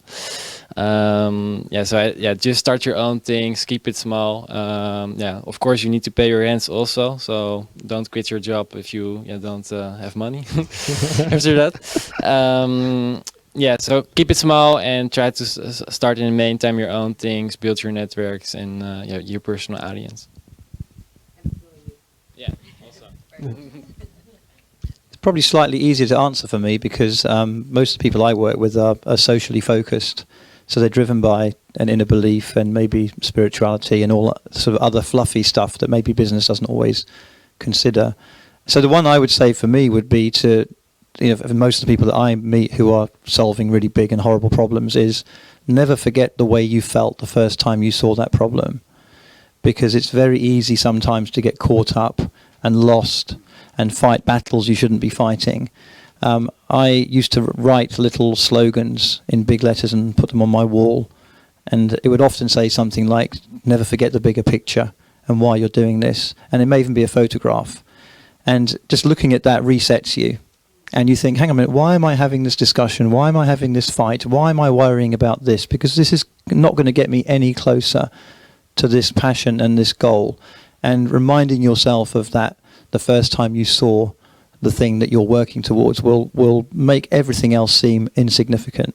There may be the most horrific example maybe to think of recently, and the one photograph that was supposed to change everything but hasn't because people have forgotten the photograph is that Syrian boy on the beach. What's happening? No one's remembering that anymore. If we had that on our wall, however horrible it would be to look at, we would not be turning our backs on these people. So that would be my advice. I'd completely agree with Ken. The one thing that turned things around for me was when I read I was 3 years into Novara Technology and it wasn't getting any easier, and to remortgage the house again, and I was really scratching my head, why am I doing this? And I read the book The 7 Habits of Highly Effective People, and the chapter on start with the end in mind. Be absolutely clear what on earth you're doing this for. What's your vision at the end of it? I suppose I'd give you an anecdote from my career. I was working away in the family jewelry business, and I kind of said, yes, it's a nice business, but I want to change something. I want to make a difference. So I thought, let's get involved in local politics. So I got elected to the county council for our region. And I went into the council. I said, right, the one thing I'm going to do is I'm going to spend loads of time meeting people, because that's what I love doing. I really enjoy being on the doorstep, talking about their problems and helping them get them sorted out through the county council and through public representation.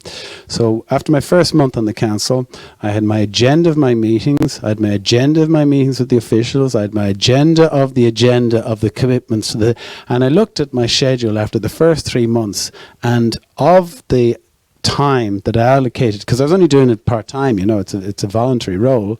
I'd said, I'm going to give 10 hours a week to this county council thing while running Novara Technology, and 9 hours, 45 minutes were meetings with officials, big set-piece bureaucratic meetings. And after a couple of years, I just said, this is not what I got into this for. The system has taken over whatever kind of momentum I had towards change. And while I did get a few things through, you know, ultimately the system, you know, you put a good person in a bad system. So I just felt, well, look, you know, being a county councillor isn't for me. So I went back and continued growing the business. But if you don't have, and this is back to your point about, you know, going out and starting out, like if you don't have a North Star that you said, this is why I'm building, say, Novara Technology, I was very clear. I wanted an efficient technology business that provided a great service to people. And once I was clear in that in my head, I went back to looking at the decisions that got me into the mess in the first 3 years. We were developing our own software in-house. Why? We were building a whole team of techies, going back to this question about outsourcing earlier, to develop that software in-house. Why? Because again, I thought, well, that's the right thing to do. But did it get me to my vision? No. It created horrendous problems because we ended up creating jobs around the people we employed. They were PHP experts. We ended up making technology choices based on those people. And I said, but JavaScript would be a much better way to fix that particular problem. She said, but we don't do JavaScript. So, okay, so you're my team, therefore we'll do what you did. And we had horrendous legacy problems then. Okay. Yeah, Ray? Yeah, just because, basically because it's asking for advice, and the one piece of advice is we build on what Christina said, like in terms of the co-founding, because you need strong people to help you out. Sometimes it's very hard to shoulder the whole weight and responsibility by yourself. But I wouldn't just limit it to co-founders. I would say that if for a piece of advice, to surround yourselves with positive-minded people, you know, that you get a good vibe off, that believe as passionately in what you're trying to do as you do. You know, that can, when you get to the long dark days and it looks like there's a lot of effort has been put in and you're not quite sure whether you should continue, if you've got somebody there who has the same mentality, same energy, same passion as you have, it would be just enough to keep you going. Yeah, just on the failure stroke co-founders, like there's a lot of companies that will have, you know, on the outside looking in will have failed. But the actual company itself, or the founder, or the manager, or the CEO of the company, they would have done everything right in the process. You know, that if you looked in, you saw, okay, they did all that, you can say, yeah, they actually did everything that I would have probably done. But the market said no. Or maybe they made some decisions, but they could talk you through why they made those decisions. And you say, yeah, I can understand where they came from. So they're doing everything right. So those are the type of people that maybe you could target as a potential co-founder. So a person who understands the pain, and it understands the process. In Ireland, we have a relatively simple process for startups. If you're looking to export, looking to scale, there's EI is seen almost as a kind of a little anchor point that you need to reach. For those who aren't aware, Enterprise Ireland will run a program called Competitive Start Fund and High Potential Startup. And the simple anchor is the same target to reach no matter what startup you're at. It's to employ 10 people in 3 years' time and to generate €1 million in revenue. So, you know, for any startup in Ireland, they're almost across the board, they're on their startup hit list of targets. And then you can work back from there. You can speak to plenty of founders have gone through that process. Next week, we'll be celebrating 100 of them who've gone through that process. And when I say they've gone through the process, it means EI believe in them, believe in their product, believe in their service, believe in their team, that they're going to be there in 3 years' time. So immediately, every year in Ireland, there's a significant cohort, and it's a public cohort because the companies are so proud to say we're a CSF, we're HPSU. So you can immediately go speak to them. You know, how did they get on in their journey? Where did they source their co-founders? And believe you me, as you can well hear, once entrepreneurs start talking about their own business, the passion bursts out, and there's not stopping them. You know, the guys here are being careful because they're under time constraint, but I'm sure individually if they could tell us an hour and a half, 2 hours each about their whole journey, and we probably still wouldn't be past their first company. And people like Niall McElroy, like in Enterprise Ireland, John O'Neill is the head of the HBSU, and like, these are people that will talk to you openly and freely. They spoke at events earlier. Oisin Kim there from Web Doctor gave his experience about going through the process, and there are people that you can ask for help. Like, no, there's not everybody in the ecosystem will start charging you, obviously straight away as soon as they.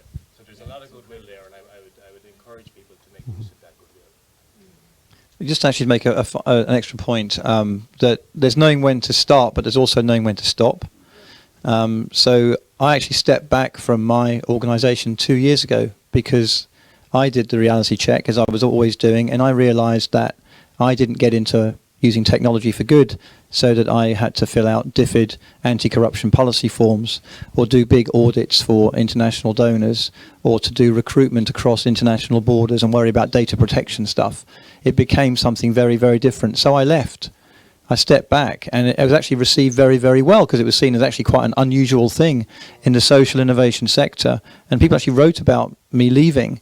But I realised that it wasn't why I got into it in the first place, and I wasn't therefore performing and doing things that really inspired me, so I left. And I felt a huge relief leaving, in fact. So I just want to make that point, that starting is one thing, but then, don't stay so long that you drag the thing down that you spent all your life building up, because a lot of founders do a very good job of dragging their creations back into the earth with them. Just comes back to being honest with yourself. But just one thing on the co-founders, I completely agree with Christina that it's great to burden share and to have that person to talk to. But Gary Layden in DRC around the corner, who's probably got 12 years now of dealing with startups, he said the single most common cause of failure for startups isn't funding or isn't getting traction, it's team dynamics. So it's like a marriage. Like you're getting married to this person, not in the complete sense, but you're going to spend quite a lot of your time. You're going to spend more time with them than you will with your partner for the first couple of years, right?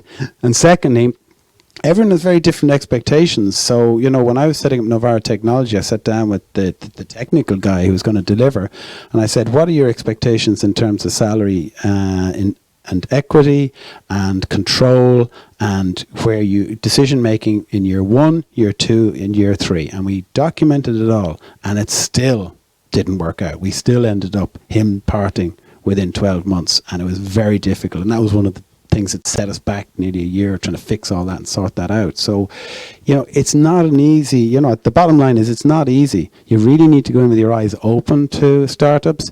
You really need to be passionate about it. You, as Ken said, need to have your eye on the vision and always remember that, and remember the initial motivation, because you'll end up bogged down in bureaucracy and admin and applying for Enterprise Ireland funding, or going around meetings with people that can be difficult, and you really need to stay focused on it. And then when it comes back to the team, remember that for better or worse, you're getting into bed with them for the foreseeable future, and often contractually as well if equity is involved. And it's very easy to give away equity. Equity can be thrown around like that, like confetti at a wedding. But it's very hard to get it back. You have to go to the High Court. You have to lodge a minority interest claim if it's below 10%. You're looking at 100 grand legal fees to remove a shareholder. So it's something to go into very, very carefully. The solution is to spend more time, again, it goes back to what Ken was saying, before formalizing a business, you were 2 years, building it as a skunk works, so it's the same with team. Like, if you get thrown together with a person at a startup weekend and you get on great and you have great beers and pizzas, and suddenly you've signed a contract with them for a third, and then you raise 500,000, and then you're going, no, well, hang on, I was the CEO, wasn't I? And they go, I thought I was the CEO. And suddenly you've got joint CEOs. And then the third person, well, I'm the CEO. So you have 3 CEOs, and the whole thing goes, very quickly. So. Okay, we have a question from the back. Sorry, just 1 second. Yeah. Yeah. It's just a general comment. Yeah. How you doing? First of all, fantastic star panel tonight. Really got a lot from it. So thanks very much. There's completely different stories from each panel member, which was very, very insightful from 4 different angles. I'm a startup, and I just wanted to offer. We recently got the CSF funding from Enterprise Ireland, so if anyone is interested in talking about the process of how we did it, I'd be very, eager, excited to offer any help in that process. So just wanted to say that we could perhaps connect afterwards. And secondly, I suppose. Actually, yeah, I'm still waiting on the check. But no, we actually got the check. It's a very quick process. I highly recommend any of those startup processes in terms of CSF and I think it's the Guinness, whichever the name is. Guinness Enterprise Centre. Yeah, absolutely. One of those or any of those things are very helpful for startups. Not a plant, obviously. Honestly, yeah. The question I'd have, I suppose, would be directed towards Jesse. In terms of growth hacking, we're at that stage, so I'd love to chat with you after this, perhaps on that. But also, you mentioned measurements, and if there's what would you say would be the most pressing measurements a startup would have to pay attention to at that very early stage?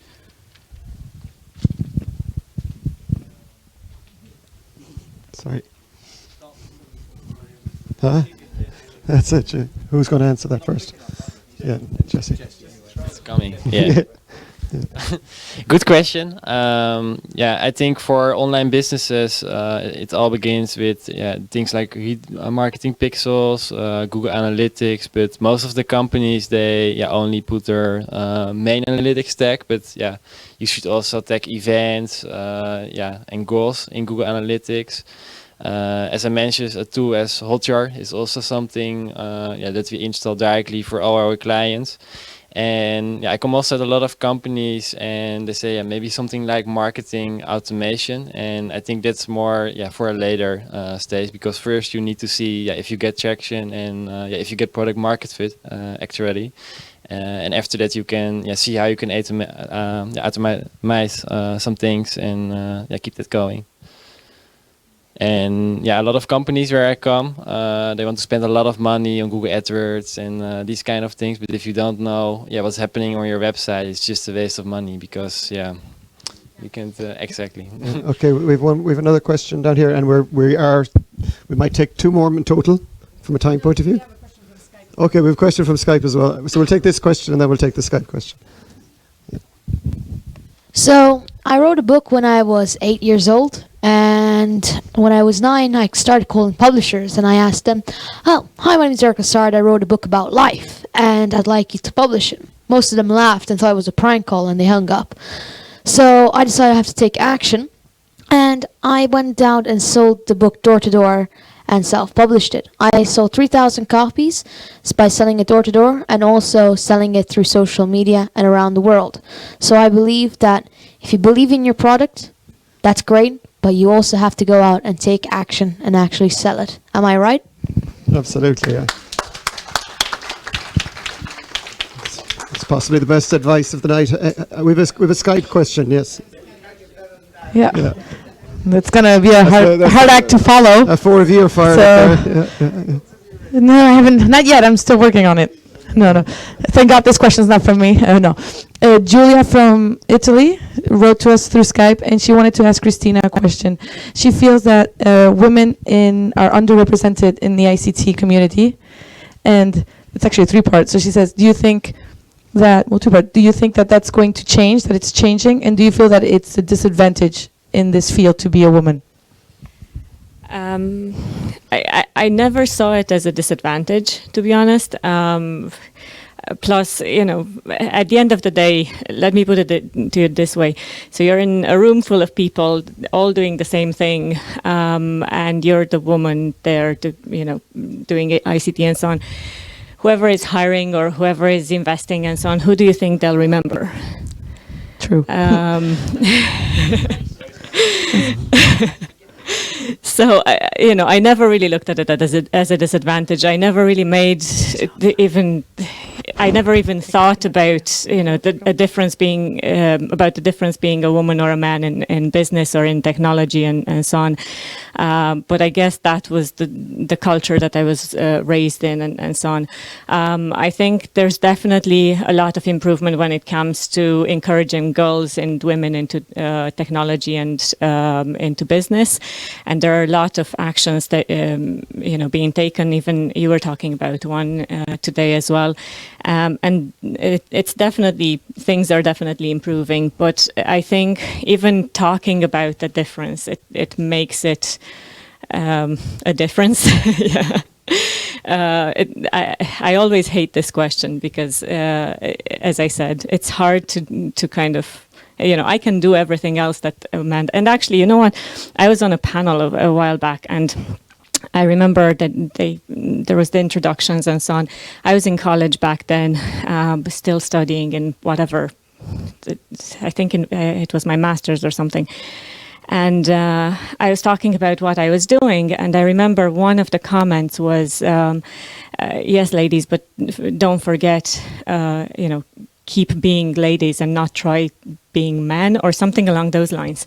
And I was looking at her like that, and I was thinking, I don't think I'm trying to be a man by, being or trying to achieve everything that I was achieving or going after my goals and stuff like that. So I think just mentioning those differences, it actually makes them into an issue or a difference. Encourage girls to follow their passions, and you'll see that there won't be this gap again between men in business and women in business, or men in technology and women in technology.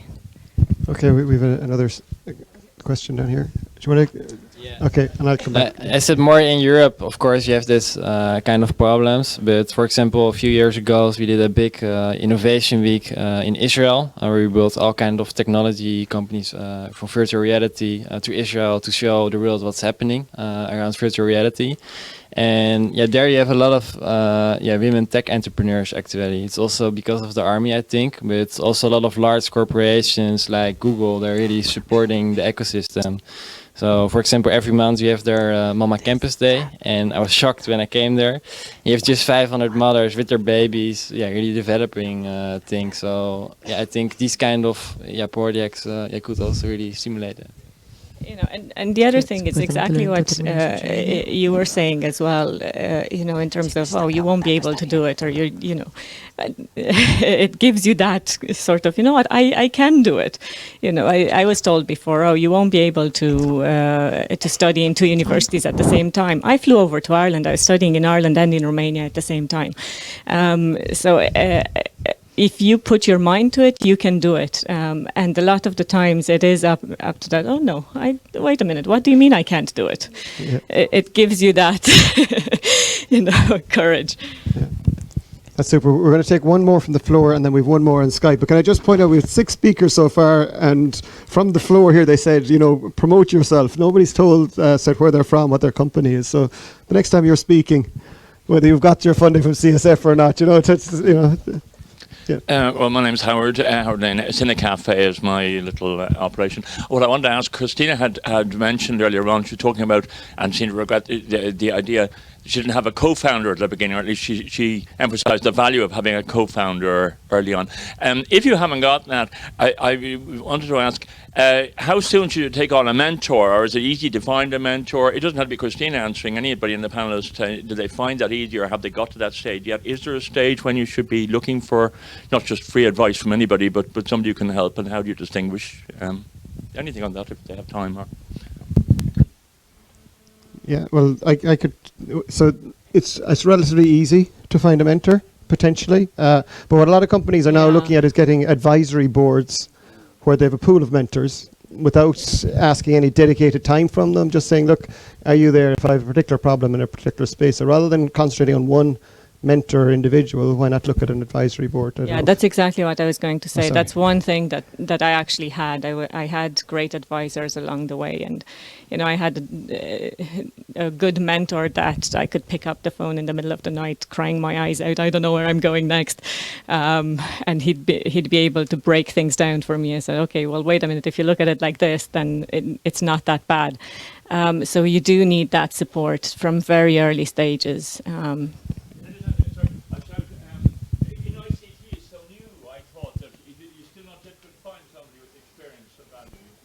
there's loads of people around.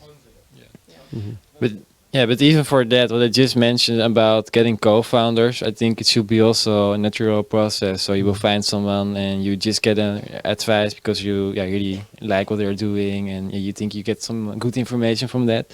But yeah, I think exactly. Yeah, just be careful though when you're crying down the phone that you're onto the right mentor.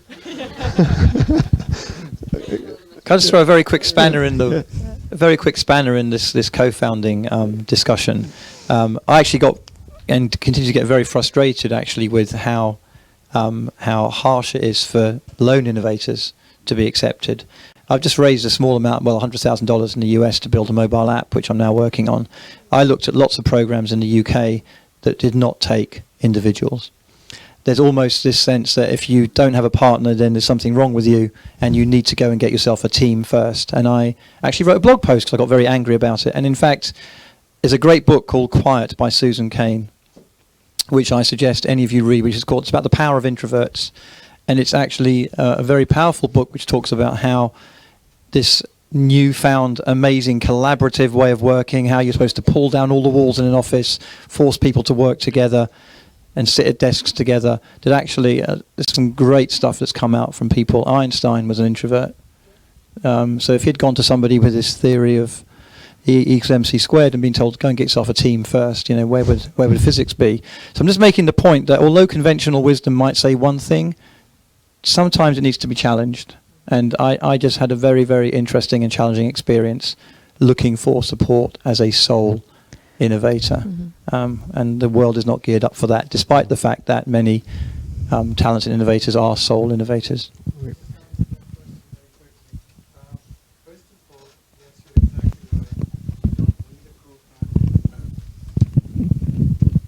You don't need a co-founder because the compromises you make in making joint decision making, etc. So not every business, you have to have clarity about control, speed of decision making.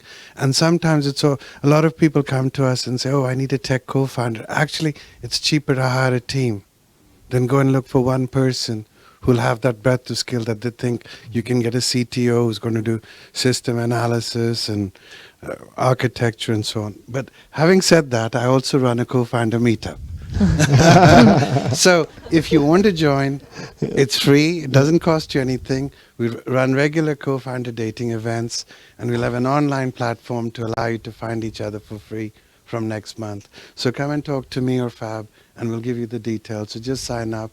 There's about 500 members already on it. Super. So it gives you some startup if you feel the need for a co-founder. Okay. Having said that, that clarity about can you work with somebody? The reason that VCs like co-founders very often is it gives them security. It's a little bit like the Irish company structure used to require two directors. Right. They felt that one would keep an eye on the other. The concept was checks and balances. Actually, they sometimes stop each other from doing anything. Yeah. So. Okay, we're going to take one more question. Unfortunately, here and it's sort of just warming up by sense. It's for Jessie from Zagreb. Yeah.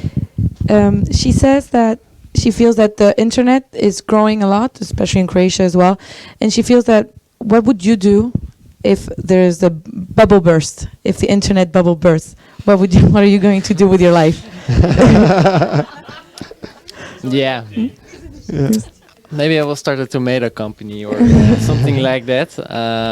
Yeah, but I think, of course, in 2000, a lot of people spoke also about that with the PayPal gang at that time. And I think, everyone is using these days internet. Every company where you come, at least they have a computer. So I think there isn't a bubble. Of course, there are a lot of startups right now, and not all of them get traction.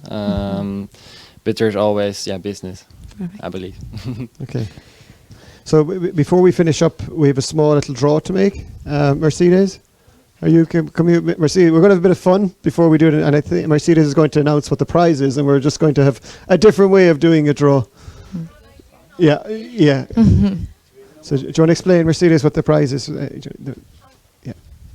Thank you. Well, thanks all for coming. We have here 2 double tickets for South Summit. So we are going to do a raffle, And now Yeah, Ivan so- is going to explain you how. So we're going to the do a way we raffle, are but going. there's a small bit of energy required, and everyone has to work. So it's going to be a game of heads and tails. For those who don't know what heads and tails is, you simply stand up, you put your hands on your head or the hands on your arse, stroke tails. We're going to flip a coin, and basically the last two people standing in the room. So it's a knockout, so there has to be winners. So, yeah, everyone stand up, and Owen, will you adjudicate by tossing the coin for us, and we'll. So either hands. So we're going to go with it. Won't. So we're going to the harp. Just for the record, we'll say the harp is the tail. Okay. Okay. So. No, they're going. Hold on a sec. Everyone's got their hands on their arses. So somebody surely is going to say, it's good. Yeah. Okay. Okay. So what have we got? Okay. So anyone who's got their hands on their arse is A-okay. Stay standing. Anyone who's got their hand on their head, sit down. No, you. Okay.